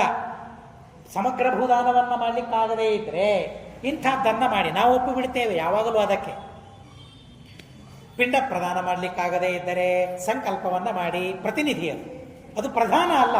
ಪ್ರಧಾನ ಬೇರೆ, ಪ್ರತಿನಿಧಿ ಬೇರೆ. ನಮಗೆ ಬೇಕಾದದ್ದೆಲ್ಲ ಯಾವುದು? ಪ್ರತಿನಿಧಿಗಳು. ಆ ಪ್ರತಿನಿಧಿಗಳಲ್ಲಿಯೂ ಕಡಿಮೆ ಯಾವುದಿದೆಯಲ್ಲ, ಆ ಕಡಿಮೆ ಪ್ರತಿನಿಧಿಯನ್ನು ನಾವು ಆಯ್ದುಕೊಳ್ತೇವೆ. ಆದರೆ ಧರ್ಮರಾಜ ಹೇಳ್ತಾನೆ, ಧರ್ಮಕ್ಕೆ ಪ್ರತಿನಿಧಿ ಬೇಡ ಅಂತ ಹೇಳ್ತಾನೆ. ಪ್ರಧಾನವಾದ ಧರ್ಮವನ್ನೇ ನಾನು ಮಾಡಬೇಕು. ಹೀಗಾಗಿ ನನ್ನ ಹತ್ರ ಹಣ ಇಲ್ಲ, ನಾನೇನು ಮಾಡಲಿ? ಉತ್ಸೃಷ್ಟಂ ಬ್ರಾಹ್ಮಣ ಯಜ್ಞೆ ಮರುತ್ತಸ್ಯ ಮಹೀಪತೆ ತದಾನಯಸ್ವ ಕೌಂತೆಯ ಪರ್ಯಾಪ್ತಂ ತದ್ಭವಿಷ್ಯ. ವೇದವ್ಯಾಸ ದೇವರು ಹೇಳ್ತಾರೆ, ಹಿಮವತ್ ಪರ್ವತದಲ್ಲಿ ಮರುತ್ತ ಮಾಡಿದ ಒಂದು ಯಜ್ಞ. ಎಂಥ ಸುಂದರವಾದ ಹೆಸರು, ಮರುತ್ತ ಎಂಬ ರಾಜ. ಆ ಮರುತ್ತ ಮಾಡಿದ ಯಜ್ಞ, ಆ ಯಜ್ಞ ಮಾಡಿ ಎಷ್ಟೋ ವರ್ಷಗಳಾಗಿ ಹೋಗ್ಬಿಟ್ಟಿವೆ. ಆದರೆ ಯಜ್ಞದಲ್ಲಿ ಆ ಸಂಪತ್ತು ಎಷ್ಟಿತ್ತು ಅಂದರೆ ಅಲ್ಲಿ ಚೆಲ್ಲಿ ಹೋಗಿದ್ದಾರೆ ಎಲ್ಲ ಸಂಪತ್ತನ್ನು. ಅಲ್ಲಿಗೆ ನೀನು ಹೋದರೆ ನಿನ್ನ ಅಶ್ವಮೇಧ ಯಾಗಕ್ಕೆ ಅದು ಸರಿಯಾಗ್ತದೆ. ನೋಡ್ರಿ, ಮರುತ್ತನ ಯಜ್ಞದಲ್ಲಿ ಕೆಳಗೆ ಬಿದ್ದ ಸಂಪತ್ತು ಒಂದು ರಾಜಸೂಯ, ಒಂದು ಅಶ್ವಮೇಧ ಯಾಗ ಮಾಡಲಿಕ್ಕೆ ಸರಿ ಹೋಗ್ತದಂತೆ. ಅಂಥ ಸಂಪತ್ತು ನಮ್ಮ ಭಾರತದ ಸಂಪತ್ತು. ಹೀಗಾಗಿ ಅಲ್ಲಿಗೆ ಹೋಗಿ ಅದನ್ನು ನೀನು ತೆಗೆದುಕೊಂಡು ಬಾ, ಯಜ್ಞವನ್ನು ಮಾಡು, ದಕ್ಷಿಣೆಯನ್ನು ಕೊಡು ಎಲ್ಲರಿಗೆ ಅಂತ ಹೇಳಿದಾಗ ಧರ್ಮರಾಜ ಹೇಳ್ತಾನೆ, ನನಗೆ ಈಗ ಅಲ್ಲಿಗೆ ಹೋಗೋದು ಮೊದಲಿಗೆ ಬೇಡ, ಮೊದಲಿಗೆ ಮರುತ್ತನ ಕಥೆ ಹೇಳು ಅಂತ ಹೇಳ್ತಾನೆ. ಅವರ ಕಥೆಯನ್ನು ನಾನು ಕೇಳೋಣ. ಯಾಕೆಂದರೆ ಅವರು ಹೇಗೆ ಯಜ್ಞವನ್ನು ಮಾಡಿದರು, ನಾನು ಹೇಗೆ ಮಾಡಬೇಕು ಅದನ್ನು ನಾನು ಕೇಳಬೇಕು, ಇತಿಹಾಸ ಬೇಕು ನನಗೆ. ಅಂದರೆ ಅವರು ಹೇಗೆ ಮಾಡಿದ್ರು ಹಾಗೆ ನಾನು ಮಾಡಲಿಕ್ಕಾಗ್ತದೆ. ಮರುತ್ತನ ಇತಿಹಾಸವನ್ನು ನೀವು ಹೇಳಬೇಕು, ಕಥೆಯನ್ನು ಹೇಳಬೇಕು ಅಂತಂದಾಗ ಆಯಿತು ಅಂತ ಕಥೆಯನ್ನು ಹೇಳಿಕ್ಕೆ ಪ್ರಾರಂಭ ಮಾಡ್ತಾರೆ. ಕೃತಯುಗದಲ್ಲಿ ಮನು ತಾನು ರಾಜನಾಗಿದ್ದ. ಮನುವಿನ ಮಗ ಪ್ರಜಾತಿ ಅಂತ, ಬಹಳ ಸುಂದರವಾದ ಹೆಸರುಗಳಿದೆ. ಮನುವಿನ ಮಗ ಪ್ರಜಾತಿ, ಆ ಪ್ರಜಾಪತಿಯ ಮಗ ಕ್ಷುತ ಅಂತ, ಆ ಕ್ಷುತನ ಮಗ ಇಕ್ಷ್ವಾಕು. ಆ ಇಕ್ಷ್ವಾಕುವಿಗೆ 100 ಜನ ಮಕ್ಕಳಿದ್ದಾರೆ, 100 ಜನ ಧಾರ್ಮಿಕರು. ಅವನು ಪ್ರಾರಬ್ಧ ನೋಡಿ, ಎಂಥ ಪುಣ್ಯ ಪ್ರಾರಬ್ಧ. 100 ಜನ ಪರಮ ಧಾರ್ಮಿಕರಾಗಿದ್ದಾರೆ. ಅವರಲ್ಲಿ ಹಿರಿಯ ವಿಂಶ ಅಂತ, ಆ ವಿಂಶನ ಮಗ ವಿವಿಂಶ ಅಂತ. ಅವರ ವಂಶವನ್ನು ಹೇಳ್ತಾ ಹೋಗ್ತಾರೆ. ಅವರ ವಂಶದಲ್ಲಿ ಖನೀನೇತ್ರ ಅಂತ ಒಬ್ಬ ಮಹಾನುಭಾವ ಬರ್ತಾನೆ. ಮಹಾನುಭಾವ ಅಂತ ಯಾಕೆಂದರೆ ಅವನು ಎಲ್ಲರನ್ನ ಪೀಡೆ ಕೊಡ್ತಾನೆ, ಎಲ್ಲರಿಗೂ ಬಾಧೆ ಕೊಡ್ತಾ ಇದ್ದಾನೆ, ಎಲ್ಲರನ್ನ ಪೀಡಿಸ್ತಾ ಇದ್ದಾನೆ. ಹೀಗಾಗಿ ಅವನು ರಾಜನಾಗೋದು ಬೇಡ ಅಂತ ಎಲ್ಲರೂ ಆಲೋಚನೆ ಮಾಡ್ತಾರೆ, ಜನರೆಲ್ಲ ಆಲೋಚನೆ ಮಾಡ್ತಾರೆ. ನಾಶಕದ್ ರಕ್ಷಿತುಂ ರಾಜ್ಯಂ ನಾನ್ವರಜ್ಯಂತ ತಂ ಪ್ರಜಾ. ಆ ರಾಜನಿಂದ ಜನರಿಗೆ ಒಳ್ಳೆಯದಾಗಲಿಲ್ಲ. ನೋಡ್ರಿ, ಇವತ್ತು ನಾವಂತೇವೆ ಪ್ರಜಾರಾಜ್ಯ ಅಂತ. ಅಲ್ಲ, ಜನರಿಗೆ ಅಪೇಕ್ಷೆ ಇಲ್ಲ ಅಂತಾದರೆ ರಾಜನನ್ನು ಇಳಿಸಿ ಮತ್ತೊಬ್ಬ ರಾಜನನ್ನು ಆಯ್ದುಕೊಂಡ ಘಟನೆಗಳನ್ನು ಮಹಾಭಾರತದಲ್ಲಿ ನಾವು ನೋಡ್ತೇವೆ. ಖನೀನೇತ್ರ, ಅವನಿಂದ ಯಾರಿಗೂ ಖುಷಿ ಆಗ್ತಾ ಇಲ್ಲ, ಯಾರಿಗೂ ಸಂತೋಷವಾಗ್ತಾ ಇಲ್ಲ. ಅದಕ್ಕಾಗಿ ಅವನನ್ನು ರಾಜ್ಯದಿಂದ ಬಿಡಿಸಿದರು. ಅವನನ್ನು ರಾಜ್ಯದಿಂದ ತೆಗೆದು ಅವನ ಮಗನಿಗೆ ರಾಜ್ಯವನ್ನು ಕೊಡ್ತಾರೆ. ಸುವರ್ಚಸ ಅಂತ, ಅವನು ಒಳ್ಳೆಯವನು. ಹೀಗಾಗಿ ಒಳ್ಳೆಯವರಿಗೆ ರಾಜ್ಯ ಹೋಗಬೇಕು ಅಂತ ಹೇಳಿ ಸುವರ್ಚಸನನ್ನು ರಾಜನನ್ನಾಗಿ ಮಾಡ್ತಾರೆ. ಜನರಿಗೆ ಎಂಥ ಅಧಿಕಾರ ಇತ್ತು ನೋಡಿ, ಮಂತ್ರಿಗಳಿಗೆ, ಜನರಿಗೆ ಎಂಥ ಅಧಿಕಾರ ಇತ್ತು, ಅದನ್ನು ಎಲ್ಲರೂ ಒಪ್ತಾ ಇತ್ತು.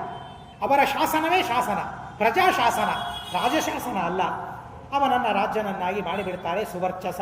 ಸುವರ್ಚಸ ಚೆನ್ನಾಗಿ ರಾಜ್ಯವನ್ನು ಆಳ್ತಾ ಇದ್ದಾನೆ, ಧರ್ಮದಲ್ಲಿ ಪ್ರವೃತ್ತನಾಗ್ತಾ ಇದ್ದಾನೆ. ಆದರೆ ದಾನ ಮಾಡಿ ಮಾಡಿ ಮಾಡಿ, ಧರ್ಮ ಮಾಡಿ ಮಾಡಿ ಮಾಡಿ ಕೋಶ ಎಲ್ಲ ಕ್ಷೀಣವಾಗಿ ಹೋಗ್ಬಿಟ್ಟಿದೆ. ಇನ್ನೇನೂ ಧರ್ಮವನ್ನು ಮಾಡಲಿಕ್ಕಾಗ್ತಾ ಇಲ್ಲ. ನೆರೆ ಹೊರೆ ಜನರೆಲ್ಲ ಆಕ್ರಮಣ ಮಾಡ್ತಾ ಇದ್ದಾರೆ ಶತ್ರುಗಳು.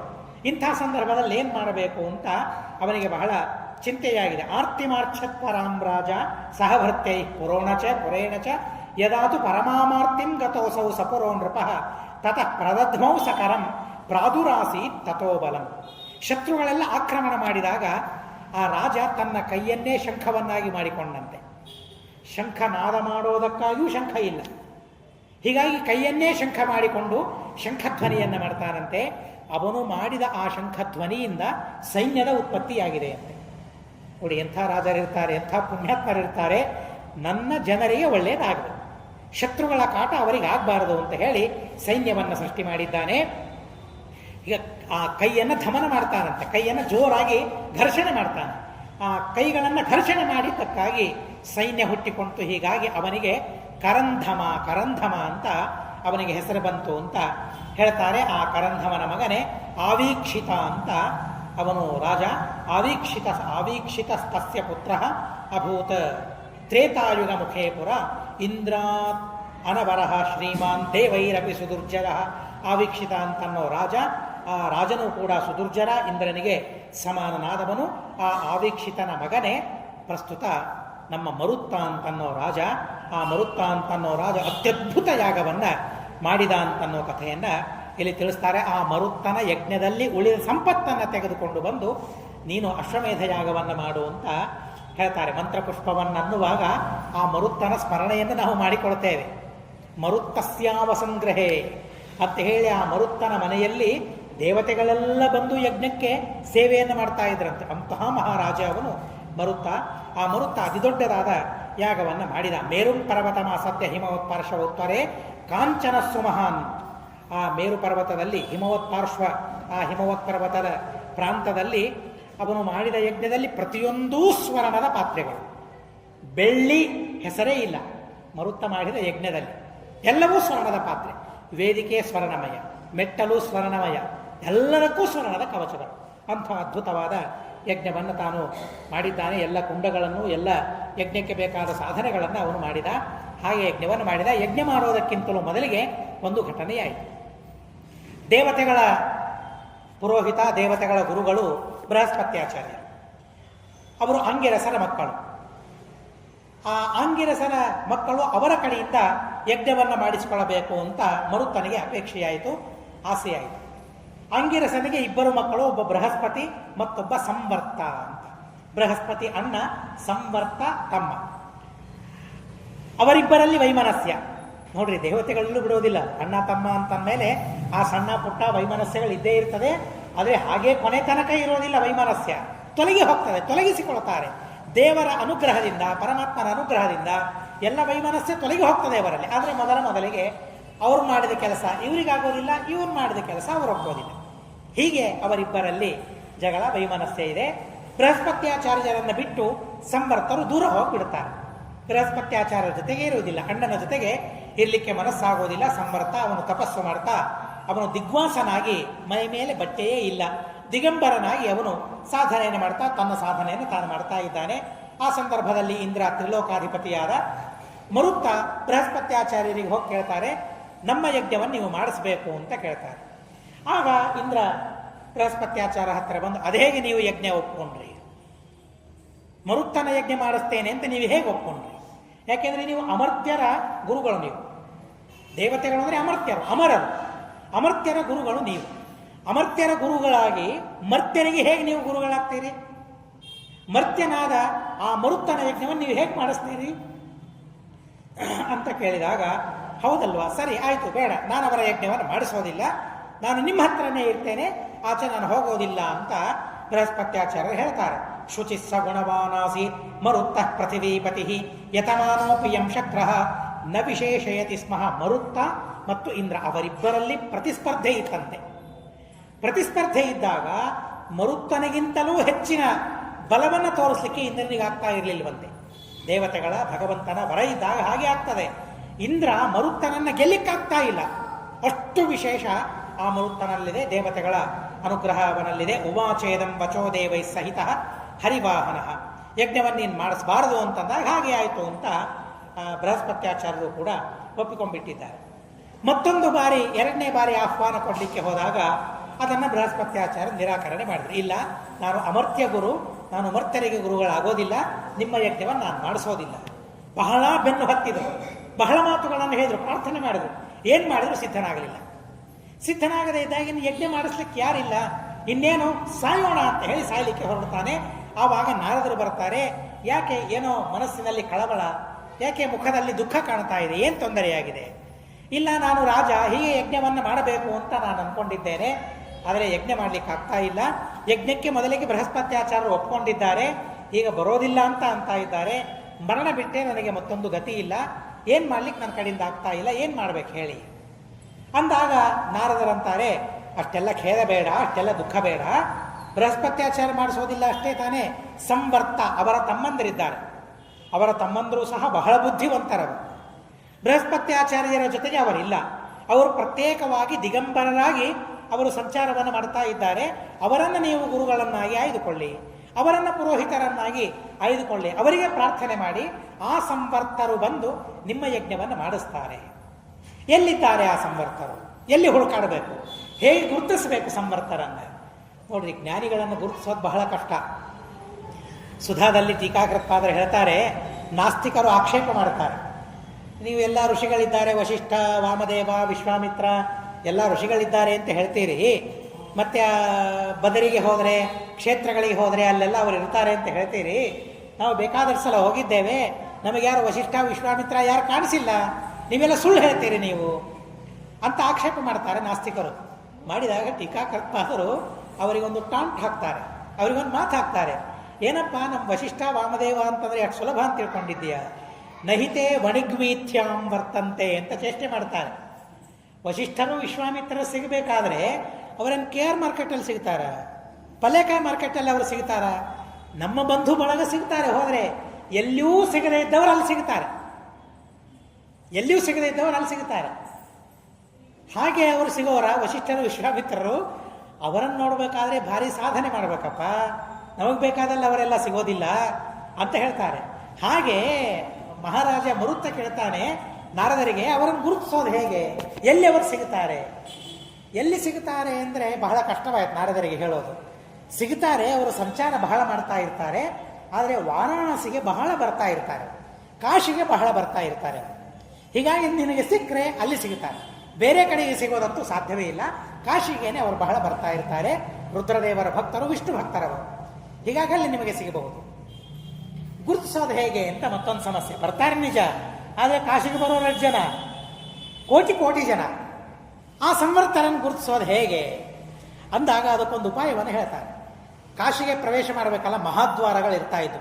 ಈಗ ಎಲ್ಲಿವೆ ಮಹಾದ್ವಾರಗಳು? ಎಲ್ಲಾದರೂ ಇದಿವೆ? ಪ್ರತಿಯೊಂದು ಊರಿಗೆ ಒಂದು ದ್ವಾರ ಇರ್ತಾ ಇತ್ತು, ಪ್ರತಿಯೊಂದು ಊರಿಗೆ ಒಂದು ದ್ವಾರ. ನಗರದ ಲಕ್ಷಣಗಳನ್ನೇ ಕಳ್ಕೊಂಡ್ಬಿಟ್ಟಿದ್ದೇವೆ ನಾವು.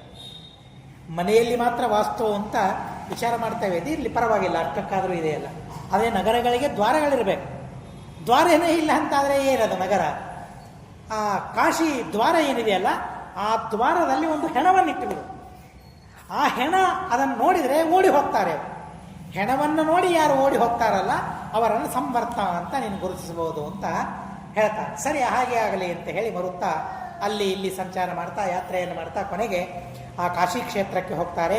ಕಾಶಿ ಕ್ಷೇತ್ರಕ್ಕೆ ಹೋಗಿ ಗುರುತಿಸಬೇಕು ಅಂತ ಹೇಳಿ ಅಲ್ಲಿ ಹೆಣವನ್ನು ಇಟ್ಟು ಬಿಡ್ತಾರೆ, ಕಾಯ್ತಾ ಕೊಡ್ತಾರೆ. ಹೆಣ ಇಟ್ಟಿದ್ದಾರೆ, ಯಾರು ತಿರುಗಿ ಹೋಗ್ತಾ ಇಲ್ಲ, ಎಲ್ಲರೂ ತಮ್ಮಷ್ಟಕ್ಕೆ ತಾವು ಹೋಗ್ತಾ ಇದ್ದಾರೆ, ಕಾಶಿ ಪ್ರವೇಶ ಮಾಡ್ತಾ ಇದ್ದಾರೆ. ಒಬ್ಬ ವ್ಯಕ್ತಿ ಬಂದ, ಹೆಣವನ್ನು ನೋಡಿದ, ಓಡಿ ಹೋಗ್ಲಿಕ್ಕೆ ಶುರು ಮಾಡಿದ.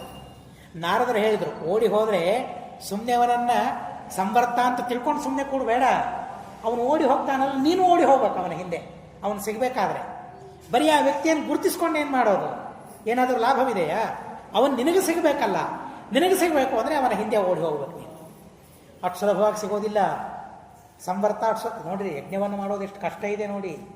ಒಳ್ಳೆ ಪುರೋಹಿತರು ಸಿಗೋದು ಎಷ್ಟು ಕಷ್ಟ ಇದೆ ನೋಡಿ, ಬಹಳ ಕಷ್ಟ ಇದೆ. ಒಳ್ಳೆ ಯಜಮಾನರು ಸಿಗೋದು ಬಹಳ ಕಷ್ಟ ಇದೆ. ಯಜ್ಞಗಳು ಕಷ್ಟ, ಪುರೋಹಿತರು ಕಷ್ಟ, ಯಜಮಾನರು ಕಷ್ಟ, ಎಲ್ಲವೂ ಕಷ್ಟ. ಓಡಿ ಹೋಗ್ಬೇಕು, ಬೆನ್ನು ಹತ್ತಬೇಕು ಅವನನ್ನು. ಬೆನ್ನು ಹತ್ತಿದಾಗ ಕೊನೆಗೆ ಅವರಿಗೆ ಶ್ರಮವಾಗಿ ಒಂದು ಏಕಾಂತ ಪ್ರದೇಶದಲ್ಲಿ ಅವರು ನಿಲ್ತಾರೆ. ನೀನು ಹೋಗ್ಬೇಕು. ನೀನು ಹೋದಾಗ ನೀನು ಕೇಳಬೇಕು ಅವರಿಗೆ, ನೀವು ಸಂವರ್ತರಲ್ವೇ, ಯಜ್ಞವನ್ನು ಮಾಡಿಸ್ಬೇಕು ಅಂತ ಕೇಳಬೇಕು. ನನ್ನ ಹೆಸರು ನಿನಗ್ಯಾರು ಹೇಳಿದರು ಅಂತ ಕೇಳ್ತಾರೆ. ಏನು ಸಂಬಂಧ? ನನ್ನ ನಂಬರ್ ನಿಮಗ್ಯಾರು ಕೊಟ್ಟರು ಅಂತ ಕೇಳ್ತೀವಲ್ಲ ನಾವು. ಯಾರಾದರೂ ಫೋನ್ ಮಾಡಿದರೆ ನನ್ನ ನಂಬರ್ ಯಾರು ಕೊಟ್ಟರು ನಿಮಗೆ ಅಂತ ನಾವು ಕೇಳ್ತೀವಲ್ಲ. ಸಂವರ್ತರ ಹಾಗೆ ಪ್ರಶ್ನೆ ಮಾಡ್ತಾರೆ, ನನ್ನ ಹೆಸರು ನಿನಗ್ಯಾರು ಹೇಳಿದರು? ನಾನು ಯಾರಿಗೂ ಗೊತ್ತಿಲ್ಲ, ನನ್ನ ಹೆಸರೇ ಗೊತ್ತಿಲ್ಲ ಯಾರಿಗೆ. ನನ್ನ ಅಣ್ಣ ಅಂದರೆ ಎಲ್ಲರಿಗೂ ಗೊತ್ತು, ಬೃಹಸ್ಪತ್ಯಾಚಾರ್ಯ ದೇವಗುರು. ನಾನು ಯಾರಿಗೂ ಗೊತ್ತಿಲ್ಲ, ನನ್ನ ಹೆಸರು ಯಾರು ಹೇಳಿದ್ರು, ಇಲ್ಲಿರ್ತೇನೆ ಅಂತ ನಿನಗ್ಯಾರು ಹೇಳಿದ್ರು ಅಂತ ಕೇಳ್ತಾರೆ. ನಾರದರು ಹೇಳ್ತಾರೆ, ಮೊದಲಿಗೆ ಕೇಳ್ತಾರೆ. ಆವಾಗ ನೀನು ಹೇಳು, ನಾರದರು ಹೇಳಿದರು ಅಂತ ನೀನು ಹೇಳು. ಈಗೆಲ್ಲಿದ್ದಾರೆ ಅಂತ ಕೇಳ್ತಾರೆ ಅವರು. ಮತ್ತೆ ನಾರದರು, ಆ ಸಂವರ್ತ ಕೇಳ್ತಾರೆ, ನಾರದರು ಈಗೆಲ್ಲಿದ್ದಾರೆ ಅಂತ ಕೇಳ್ತಾರೆ. ಆವಾಗ ಅವರು ಅಗ್ನಿ ಪ್ರವೇಶ ಮಾಡಿದ್ದಾರೆ ಅಂತ ನೀನು ಹೇಳಬೇಕು ಅಂತ ಅಂತಾರೆ. ಅವರಿಗೆ ಇವರಿಗೆ ಏನೋ ವೈಮನಸ್ಯ, ಸಂವರ್ತರಿಗೆ ನಾರದರಿಗೆ. ನೋಡಿ, ಮಹಾನುಭಾವರು, ಎಲ್ಲರೂ ಮಹಾನುಭಾವರು. ಇಬ್ಬರಲ್ಲಿ ವೈಮನಸ್ಯ ಬಂದಿದೆ ಅಂತಂದ ಮಾತ್ರಕ್ಕೆ ಒಬ್ಬರು ದುಷ್ಟರು ಮತ್ತೊಬ್ಬರು ಶಿಷ್ಟರು ಅಂತ ಸರ್ವಥಾ ನಿರ್ಧಾರ ಮಾಡಬಾರದು. ಅದು ಮಾನದಂಡವೇ ಅಲ್ಲ, ಸರ್ವಥಾ ಮಾನದಂಡ ಅಲ್ಲ. ಒಬ್ಬರನ್ನೊಬ್ಬರು ಬೈದುಕೊಳ್ತಾರೆ ಎಂದ ಮಾತ್ರಕ್ಕೆ ಇವನು ದುರ್ಯೋಧನ, ಅವನು ಭೀಮಸೇನ ಅಂತ ಅಂದ್ಕೊಳ್ಳೋ ಹಾಗಿಲ್ಲ. ಸರ್ವಥಾ ಸಂಬಂಧವಿಲ್ಲ. ಇರ್ತದೆ, ಪ್ರಾರಬ್ಧಕ್ಕೆ ಅನುಗುಣವಾಗಿ ವೈಮನಸ್ಯ ಇರ್ತದೆ. ಪರಸ್ಪರ ಮನಸ್ಸು ಬೇರೆಯಾಗ್ತದೆ.